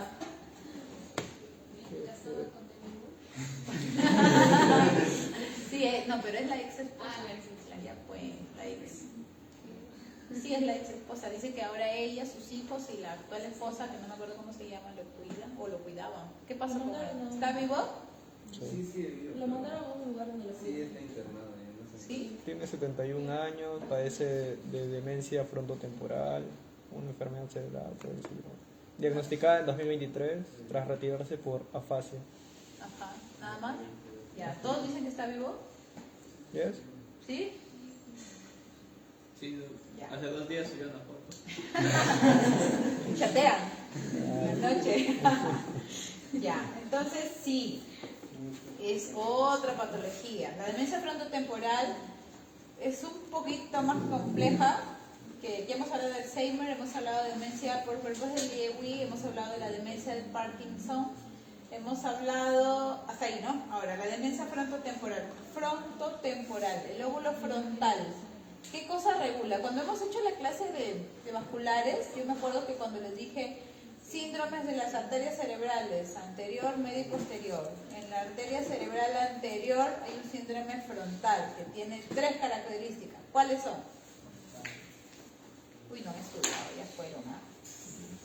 Porque yo en las clases, si se dan cuenta, uno conceptos, les hago recordar las cosas que ya dijimos para que estén frescos, pero si no están al día, ya fueron. Cognición, conducta y memoria. Son 3 palabras claves que sí debemos recordar. Bueno, deben ustedes, porque yo sí lo recuerdo. Cognición, conducta y memoria. Cuando ustedes escuchen frontal, cognición, conducta, memoria. Si esta demencia es frontotemporal, quiere decir que se afecta la cognición, la conducta, la memoria, ¿no? Por eso es que fue confundido con una afasia. ¿Qué afasia habrá sido? ¿Afasia motora o afasia comprensiva? Yes. Dice, para las personas menores de 60 años, la demencia frontotemporal es la forma más común de demencia, pero obtener el diagnóstico no es fácil. Es como ELA, ¿no? El famoso ELA. El ELA también es una enfermedad complicada de diagnosticar. Infrecuente que en la primera consulta examinemos al paciente y digamos, tiene demencia frontotemporal. No. ah, mira, tiene ELA. No, es un diagnóstico de exclusión, que primero lamentablemente va a ser tratado como una cosa, otra cosa, y luego con el tiempo va a ser diagnosticado. La demencia frontotemporal puede ser mucho más frecuente de lo que creemos, sí. Se puede confundir con trastornos psiquiátricos sobre todo. Listo. Entonces, señales de alerta epidemiológica. Es la tercera forma. ¿Cuál fue la primera? Alzheimer. ¿Cuál fue la segunda? Lewy, ya. Esta es la tercera, ya, la frontotemporal. De neurodegenerativa y más común, la segunda causa más común en menores de 65. Siempre estudien las edades, porque eso, repito, insisto, no me canso, se les va a preguntar. ¿Cuáles son los red flags? Pacientes que se desvían del patrón clínico típico de la enfermedad de Alzheimer. Se desvían en el camino, miren. Inician con un patrón típico de la enfermedad de Alzheimer con amnesia de la memoria remota o de la memoria reciente. Amnesia de la memoria reciente. Acuérdense, ese paciente con Alzheimer no se olvida del día de su boda, no se olvida cuando nació su primer hijo, se olvida de cosas que ha hecho ayer. ¿De acuerdo? Así inician, como una amnesia primaria, desorientación, pero luego, ya no siguen con el patrón típico del Alzheimer, cambian, se desvían, ¿no? Miren la flecha. Cambios en la conducta, en el lenguaje y en la función ejecutiva. Y de acuerdo a cómo predominen estos síntomas conductuales, del lenguaje o la ejecución de las palabras, van a recibir 3 subtipos, o se va a clasificar la demencia frontotemporal en 3 subtipos, ¿no? Ahí se complica un poquito la cosa, especialmente en pacientes menores de 65 o con biomarcadores negativos del Alzheimer. O sea, doctora, me está diciendo que la demencia frontotemporal es muy parecida al Alzheimer, pero que los biomarcadores en líquidos cefalorraquídeos son negativos. Sí. Es como un Alzheimer seronegativo, si quieren llamarlo así. ¿Okay? Y se divide en 3 grupos. Variante conductual, afasia progresiva no fluente y variante semántica. Suena a trabalenguas, no es trabalenguas. Les comento que el año pasado, 2025, hubo un simposio, un satélite de enfermedad de Alzheimer y demencia frontotemporal en Lima.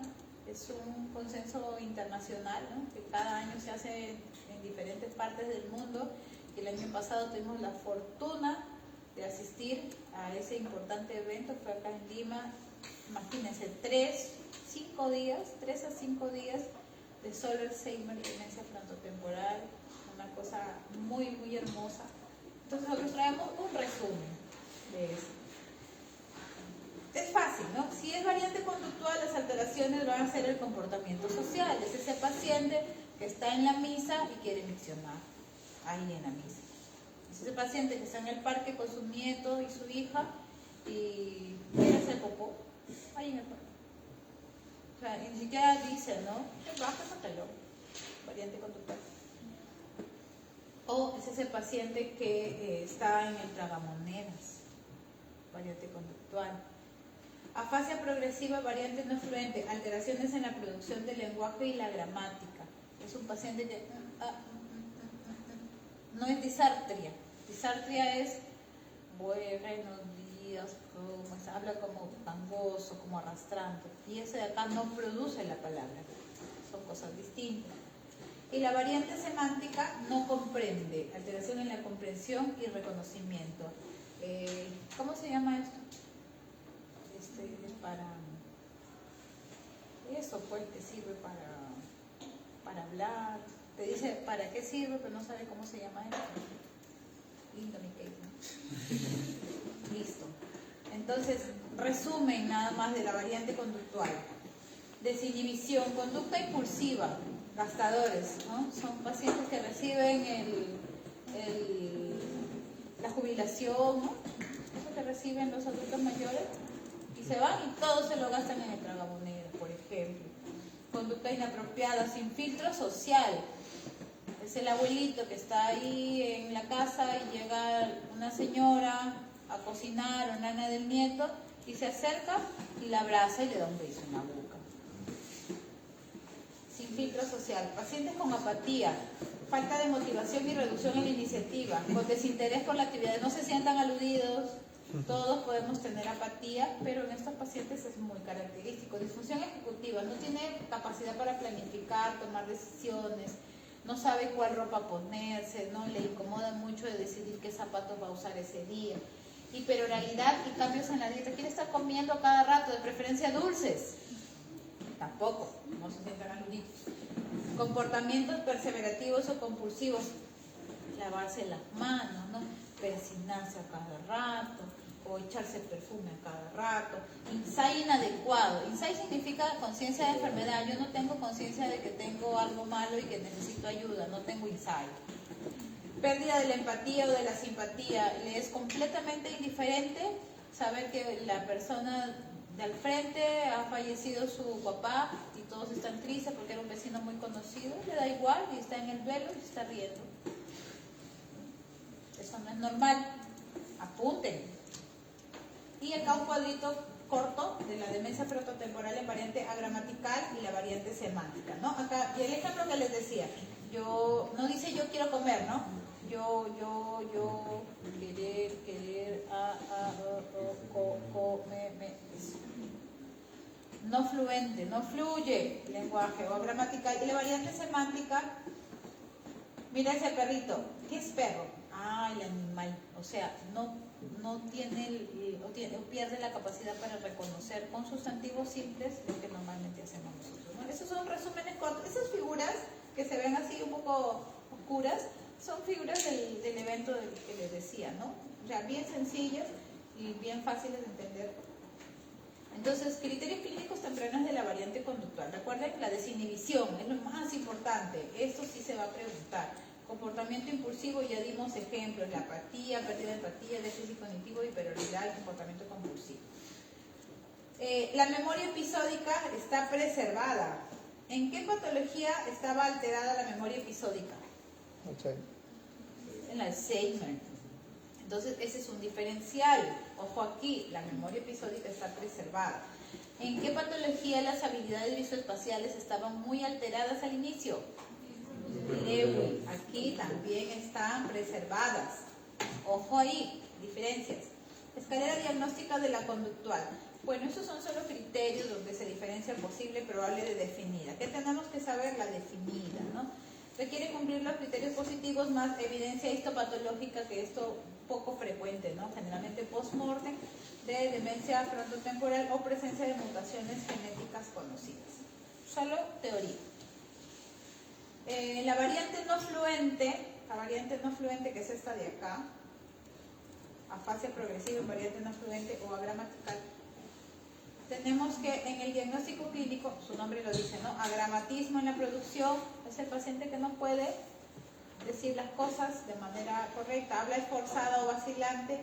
Esto es un criterio definitivo, al menos uno de ellos y al menos dos de estos de abajo, que no entiende oraciones complejas. Por ejemplo, una pregunta simple es,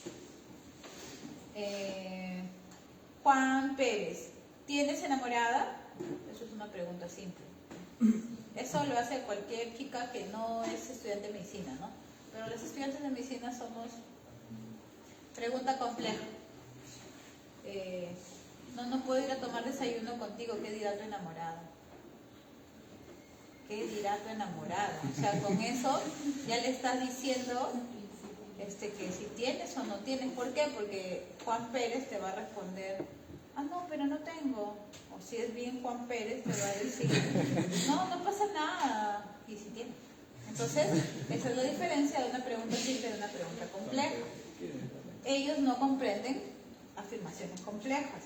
Comprensión conservada de palabras individuales, claro, se les tiene que hablar como a un niñito, ¿no? De a poquito para que no se confundan. Y conocimiento conservado, conocimiento de objetos, pero no fluye. Listo. Afasia progresiva primaria o variante semántica, denominación de confrontación deteriorada y deterioro de la comprensión de palabras individuales. Dislexia, ¿qué es dislexia? Incapacidad para leer. Disgrafia, incapacidad para escribir. Ya. Había también, otra vez me acordé de vascular, había un síndrome alexia con agrafia y uno es alexia sin agrafia. ¿En qué arteria cerebral está la alexia con agrafia, chicos? Eso sí le vamos a preguntar, ¿ah? El anterior. Alexia con agrafia. Jalados todos. Media. Media. Alexia sin agrafia. Alexia. Posterior.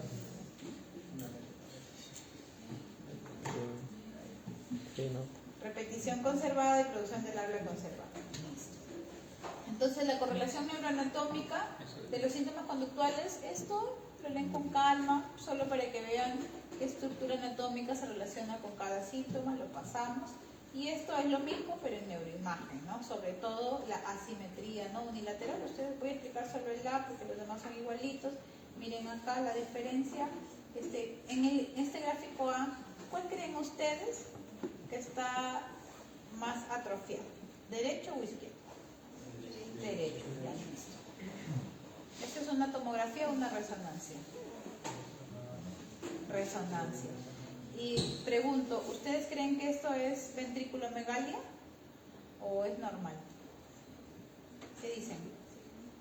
¿Sí? Ya, no. Lo que pasa es que, como ven, ustedes mismos me han dicho que el hemisferio derecho está atrofiado. Ya, perfecto. Hasta ahí les creo. Pero resulta que lo que está debajo, el borde es la sustancia gris, ¿no? Y lo que está acá es la sustancia blanca. La sustancia blanca está como encogida y hace que estos bordes de los ventrículos se traccionen como cicatriz.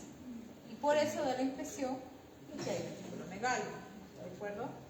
Listo. Este cuadrito también de neuropatología y genética, no pretendo que se lo memorice, porque lo hemos puesto para que ustedes vean que hay un espectro donde se cruzan muchos genes y muchas manifestaciones clínicas. O sea, que yo les diga alfa-sinucleína igual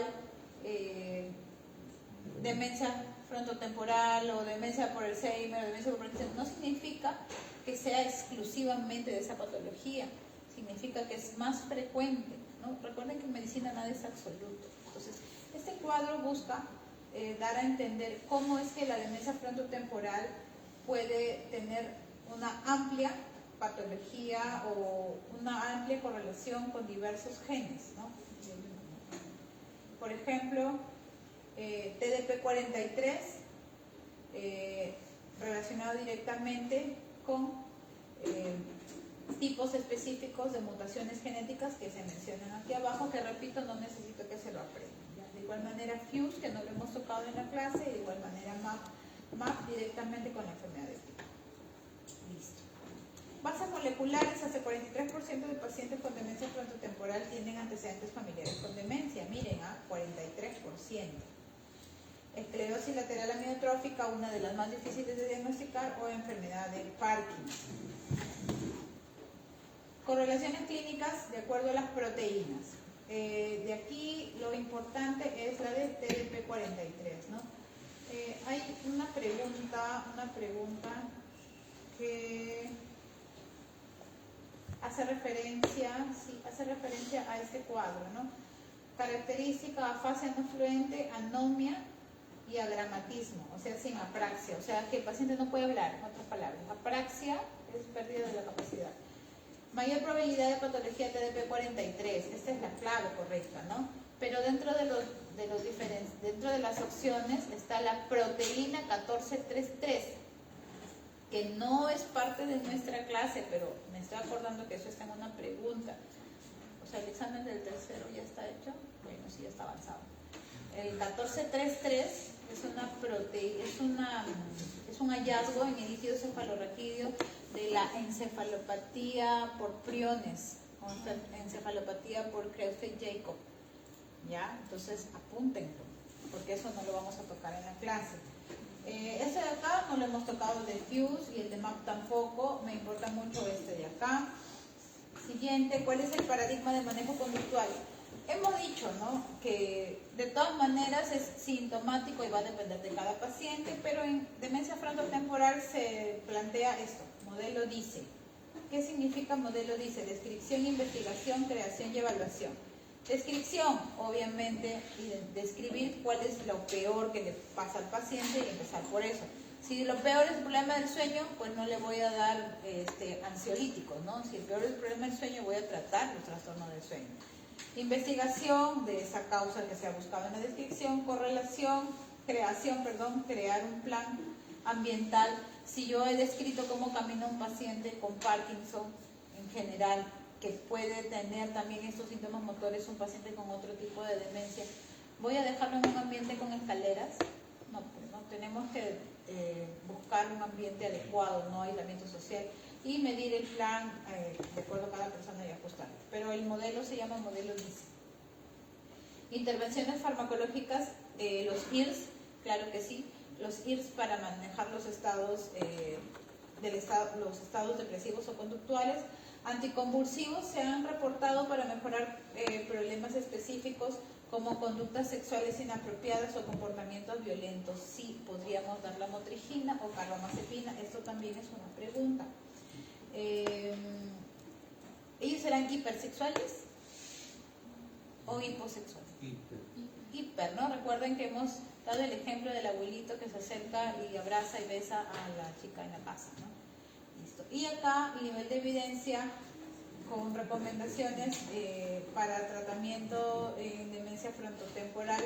Lo que tienen que aprender el último y el primero, ¿no? Los intermedios. No se tienen que memorizar toda la lista. Con niveles de evidencia y grados de recomendación. ¿Qué hora es? 9:26. ¿Cuántas diapositivas vamos? 48. Ya, avanzamos un poquito más, ya damos un receso. Demencia vascular. Hasta ahí hemos terminado las 3 neurodegenerativas. Esta de aquí es mucho más fácil porque como ya pasó infarto cerebral y yo asumo que ya estudiaron esa clase, es mucho más fácil. Pero si no la estudiaron, como me está diciendo Mateo, podemos hacer un resumen práctico, rápido, de tal manera que ustedes puedan correlacionar. La idea de estas clases es que puedan correlacionar, ¿no? Porque si no, yo les paso el PDF y ya cada uno lo lee. No. Entonces, ¿cuáles son las 3 neurodegenerativas por orden de frecuencia? Alzheimer y demencia frontotemporal. Ya. ¿Dónde, en esas 3 demencias, dónde está la alfa-sinucleína? Y están ahí.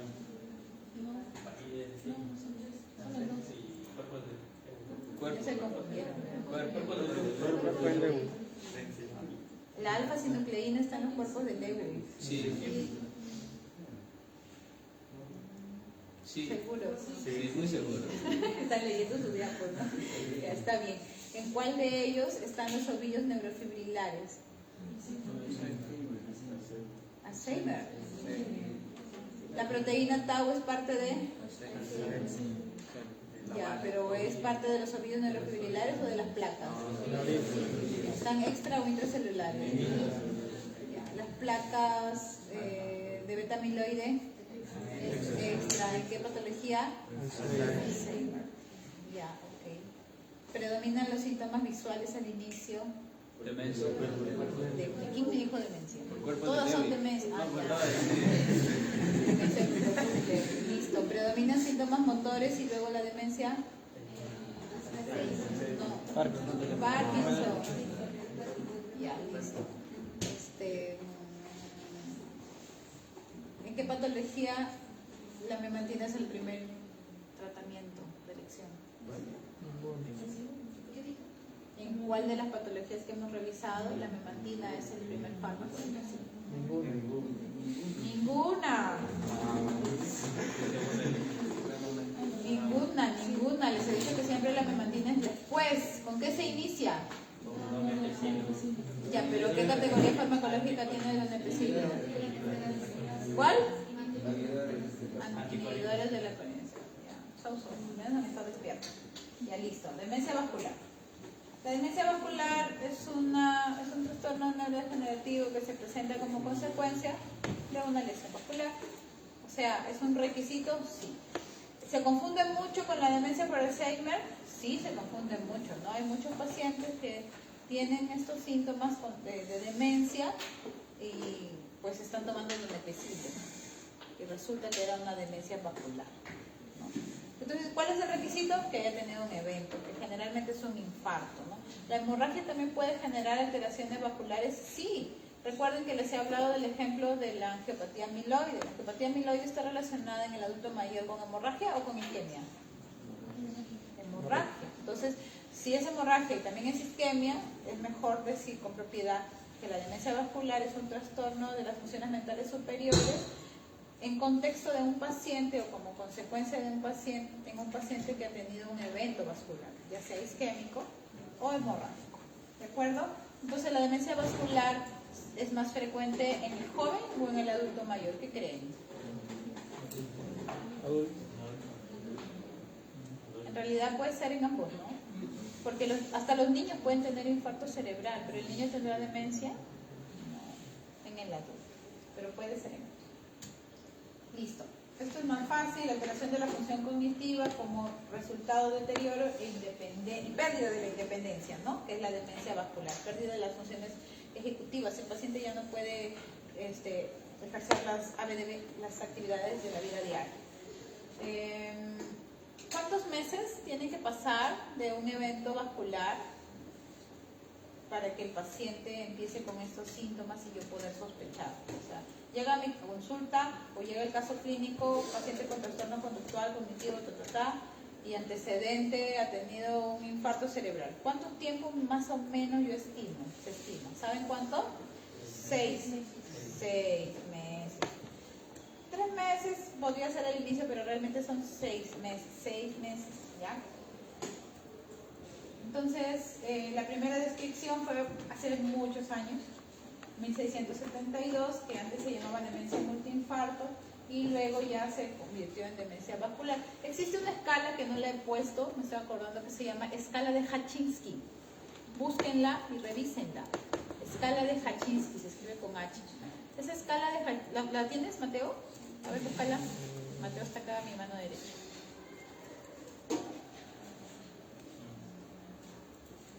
Escala de Hachinsky, demencia vascular y demencia por Alzheimer. Comienzo súbito, deterioro ¿Ya la tienes ahí? por puntos. La escala, sí, es por puntos.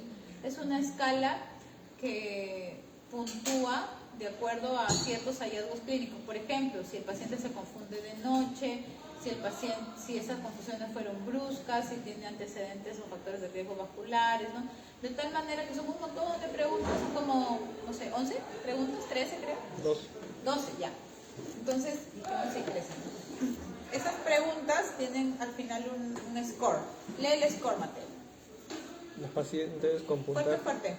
los pacientes con puntaje mayor de 7 sugiere demencia vascular. Aquellos con puntaje menor de 4 sugiere demencia tipo Alzheimer. Puntaje entre 4 y 7 sugiere coexistencia de demencia tipo Alzheimer con demencia vascular. O sea, demencia mixta. El score de Hachinsky es muy antiguo, pero es muy útil, porque yo hago ese checklist con mi paciente y su cuidador, ¿no? Siempre los casos de demencia deben tener una persona al costado. Imagínense, y nos ha pasado que llega el paciente porque se olvida de las cosas y le pido algo y viene a la consulta otra vez y lo traje, no, me olvidé. O sea, un paciente que se olvida de las cosas no puede hacer la consulta solo, siempre tiene que ser acompañado de alguien. Entonces, en el score de Hachinsky hay un punto de corte en el cual menor a 4 el paciente tiene más orientación a ser neurodegenerativo tipo Alzheimer y mayor a 7 tiene más posibilidad de hacer vascular. Y si está entre los dos, es una demencia mixta. O sea, ¿hay pacientes que pueden tener vascular y Alzheimer al mismo tiempo? Sí. Por favor, Mateo, haz un screenshot y compartes a todos. ¿Ya? Score de Hachinsky, no lo he puesto. Entonces, epidemiología, en Estados Unidos es la segunda causa más común de demencia. Actualmente, eso es lo que nos importa, la demencia vascular tiene una prevalencia del 12%, y ese es el cuadrito que le mencionaba, la patogenia, en donde iniciamos con factores de riesgo cardiovascular, hipertensión, fumador, diabetes, fibrilación auricular y dislipidemia. ¿Cuál de ellos creen ustedes que es el peor o el que tiene más relación con la patología de demencia? ¿Cuál dice?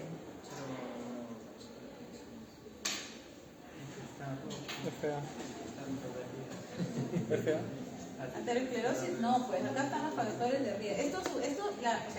La arteriosclerosis sucede cuando ya el factor de riesgo ya lo llevó al paciente a una injuria, ¿no? Lo que está acá en negro ya es el daño. Pero estos son factores de riesgo, estamos en el verde. Yo pregunto, ¿cuál de los factores de riesgo será el más relacionado en demencia vascular? Hipertensión. Solo ahí. ¿Quién es fumador o fumadora? Somos sanos. Y fumar, ¿sabes? ¿Qué es eso? No lo hagan, chicos. Realmente no tiene absolutamente nada de bueno, porque hasta los dientes se manchan. No tiene, bueno, yo no la veo por ningún lado algo agradable, ni útil. Entonces, dentro de los factores de riesgo, se ha descrito mucho este factor de riesgo que es modificable, ¿no? Como alta prevalencia de desorden cerebral. Dentro de ellos tenemos la arteriosclerosis y la angiopatía amiloide. Hemos hablado de la angiopatía amiloide por depósito de beta-amiloide, que viene de la proteína precursora de amiloide, ¿de acuerdo? Ya. Entonces, esta angiopatía amiloide, que se produce también como parte de la aterosclerosis, en un contexto de factor de riesgo cardiovascular, al mismo tiempo también es característica de una patología neurodegenerativa. Entonces, esta angiopatía amiloide es como el nexo, que viene de un lado vascular y viene del otro lado neurodegenerativo. Entonces, en otras palabras, yo digo, si mi caso clínico dice adulto mayor con angiopatía amiloide, ¿el diagnóstico puede ser demencia mixta? Sí, estamos explicando que tiene de uno, de vascular, y tiene del otro, neurodegenerativo, ¿no? Una vez que estos factores de riesgo hacen su trabajo y se produce el daño o la injuria cerebral, ya sea, les decía, infarto o hemorragia, se van a ya evidenciar los déficits cognitivos y las redes neuronales se van a alterar, tanto a nivel frontal como a nivel subcortical, y la consecuencia pues va a ser la demencia, ¿no? Que es la pérdida de las funciones mentales superiores. Por otro lado, si los factores de riesgo están relacionados con un componente genético, especialmente la ApoE4, esta también va a estar directamente relacionada con la patología de Alzheimer, y ustedes ya saben, ya hemos dicho al inicio que la patología de Alzheimer tiene una influencia o una relación con la angiopatía amiloide y finalmente también va a causar demencia, pero demencia de Alzheimer. En este cuadro intentamos resumir o enlazar lo neurodegenerativo con lo vascular, pero ustedes ya saben que lo vascular necesariamente necesita un evento vascular previo. ¿De acuerdo? Esta es la forma en que se presenta la enfermedad cognitiva vascular desde un cerebro en riesgo a la cabeza fumadores, y cómo es que va a ir progresando hasta generar demencia, ¿no? Primero el factor de riesgo, modificable, no modificable, luego la enfermedad vascular cerebral y finalmente la injuria. Cuando se da la injuria, ya el próximo paso es la demencia. ¿Quiere decir, doctora, que todos los pacientes con infarto cerebral van a tener demencia? No. No todos los pacientes con infarto cerebral van a tener demencia. ¿Cuánto dijimos en porcentaje? En la epidemiología les puse más o menos 12. Tipos principales, bueno, esto no lo voy a repetir porque ya hemos hablado de los tipos principales de infarto cerebral, el cuadro clínico, el esquema, en donde explica en qué territorio podrían estar cada una de las patologías, que esto tampoco lo vamos a repetir. La enfermedad microvascular es importante porque nosotros en nuestra clase de vasculares hemos abordado, según la clasificación TOAST, aterotrombótico, cardioembólico, lacunar, indeterminada, inhabitual, y también les he explicado qué cosa es el TIA, que no es un infarto verdaderamente, ¿no?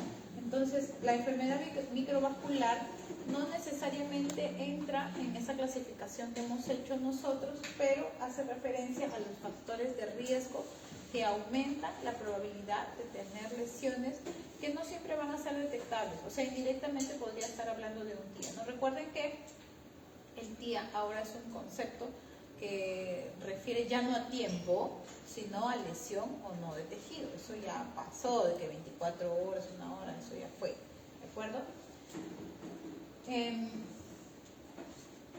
Ya.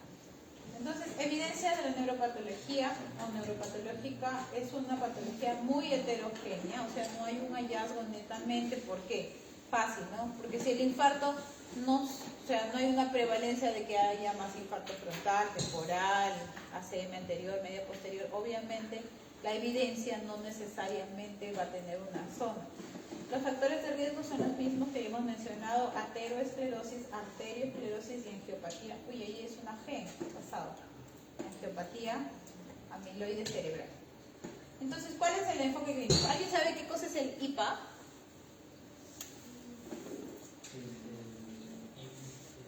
Ahí está. Índice paquete año. O sea, es un cálculo que se hace a los fumadores. Número de cigarrillos por día por número de años entre 20. ¿De acuerdo? Entonces, de acuerdo a ese cálculo, nosotros vamos a saber si ese paciente tiene más o menos posibilidad de desarrollar microangiopatía, o sea, no necesariamente un déficit motor, un déficit sensitivo, y como consecuencia deterioro cognitivo. La historia obviamente se va a empezar con síntomas iniciales, antecedentes, el examen neurológico que ya todos sabemos, y el examen cognitivo para ubicar la lesión. ¿Qué trato de decir? Doctora, pero si me está diciendo que la demencia vascular se produce en un paciente que ha tenido un infarto, entonces ¿para qué me está dando este enfoque clínico que es igual para cualquier enfermedad neurológica? El mensaje, jóvenes, es que no siempre una demencia vascular va a ser precedida de un infarto grande, evidente en la imagen o evidente en el déficit motor con focalidad neurológica. No. Recuerden que hemos puesto una diapositiva donde dice microangiopatía. La microangiopatía no necesariamente genera déficit motor. Hay pacientes que llegan a la consulta por dolor de cabeza, qué sé yo, y desean hacerse una imagen, se les hace una resonancia y se encuentra, ¿no?, evidencia de secuelas de microangiopatía múltiple. Y el paciente camina normal, habla normal, todo normal, porque no ha tenido una lesión de vaso mediano grande, no ha tenido un síndrome de arteria cerebral anterior medio posterior. Entonces, ¿ese paciente también puede hacer demencia? Sí, ese paciente también puede hacer demencia. Ese es el mensaje, ¿ya? Esta es una clasificación de la demencia vascular y cómo es que va a afectar los diversos dominios cognitivos, ¿no? Y es una evolución, ¿no? Post-stroke, isquemia subcortical vascular, isquemia multiinfarto y finalmente la demencia mixta, de menor a mayor. ¿Qué cosa vemos en las neuroimágenes? Tenemos el T1, T2, FLAIR y ecogradiente. De todas ellas, el único que va a servir para hemorragias es el ecogradiente, ¿de acuerdo? En el T1, igual que cualquier infarto cerebral, vamos a ver atrofia, perdón, que cualquier demencia, dije infarto cerebral, que cualquier demencia vamos a ver atrofia frontal, atrofia en el cuerpo calloso y el hipocampo puede estar preservado. En el T2, recuerden que T2 es al revés. Cuando hicimos la clase de neuroimágenes en el otro salón, me acuerdo que hicimos un ejercicio de cómo reconocer T1 y T2. ¿Ya? T2 tiene la sustancia blanca y no, o sea, perdón, el líquido cefalorraquídeo blanco, ¿no? En el T2 vamos a resaltar en sustancia blanca infartos lacunares. ¿Cuál es la medida de los infartos lacunares, chicos? 1.5 ¿qué? Centímetros o 15 milímetros, esa es pregunta. Y los espacios perivasculares dilatados, ya explicamos, ¿no?, que no es una verdadera hipertensión, sino es una consecuencia de que están traccionando esos ventrículos. Esas paredes ventriculares están traccionadas por la sustancia blanca que está atrofiada, ¿no? Y en el FLAIR, positivo para los infartos lacunares. La escala de Fasecas es una escala muy utilizada que mide cuánta lesión o vascular hay alrededor de los ventrículos, ¿no? Si está leve, moderada y severa, ¿no? Leve, obviamente, tiene un espacio muy pequeño periventricular y por ahí algunos puntos parchados. Moderada, como ustedes ven, subcortical, ya no son puntos, son lesiones más llamativas, y severa es completamente mayor. Definitivamente, la severa es la que va a estar más relacionada con demencia vascular. Lo mismo para diferenciar las localizaciones de arteriosclerosis y angiopatía amiloide. Angiopatía amiloide siempre va a ser más cortical o periférica, ya hemos visto que. Y los criterios diagnósticos de demencia post-stroke, demencia vascular subcortical, demencia multiinfarto y demencia mixta. ¿Cuál es la pregunta de todo este cuadro? Es la demencia post-stroke, que siempre tiene que haber una injuria para yo pensar en demencia post-stroke. No puedo, ¿no? Doctora, pero si acaba de decir que un paciente sin focalidad también puede hacer demencia vascular, pero yo he dicho injuria, no he dicho focalidad. Entonces, el mensaje es que al paciente con un cuadro demencial le tengo que hacer una resonancia, sí, porque puedo yo encontrar lesiones microvasculares que no necesariamente me dieron focalidad. Ojo, ¿ya? Y con mi score de Hachinsky, que lo hago con mi ayuda de cuidador, me oriento mucho más. Y que también podemos enfrentarnos a una demencia mixta, que es la demencia que mezcla síntomas de Alzheimer con síntomas de demencia post-stroke. ¿Cómo actuar? Ahí están los pasos para reducir los riesgos de stroke en prevención primaria, ¿no? Ser más activos, comer mejor, disminuir peso, stop al cigarro, manejo de factores de riesgo como colesterol, presión arterial y reducir los niveles de azúcar. Evitemos los azúcares refinados, los postrecitos, evitar. Todo esto de prevención secundaria ya es algo que hemos revisado, hemos hablado ya en la clase de stroke, no lo vamos a repetir. De igual manera este cuadro. Tratamiento. El tratamiento se inicia de igual manera con inhibidores de la acetilcolinesterasa, el donepezilo, luego la galantamina, que son clases 2A. Indirectamente se va a actuar modulando los receptores nicotínicos y en segundo lugar siempre memantina, ¿ya? Incluso se puede, acá dice 20 miligramos cada 12 horas, incluso se pueden iniciar con 10 cada 12, se titula 10 cada 12 y luego 20 cada 12, no necesariamente iniciamos con 20, ¿no? Acá esto no, inconsistente, o sea, esto no es adecuado. La citicolina es muy promocionada con el nombre de Sebrocal, Strocid, etcétera, ¿no? Ahora, ¿usamos la citicolina realmente en la vida diaria? Realmente sí lo usamos. ¿Por qué? Porque tenemos, ya con experiencia, con el abordar estos pacientes con frecuencia, tenemos pacientes que realmente no tienen síntomas demenciales, se les ha hecho los estudios, todo bien, pero ellos sienten o ellos creen que pueden tener algo. Y se podría dar citicolina, vitamina B12 como placebo, más no como algo que sea terapéuticamente adecuado o, digamos, con evidencia clínica. ¿Ya? Por favor. Ya. 6-8. ¿Cuánto? PPT 6-8. Ya, ahí hacemos una pausa. ¿Ya? Vamos a hacer una pausita de unos minutos. ¿O quieren seguir? Pausa, ¿no? Porque ya están adormecidos. Ya, pausa.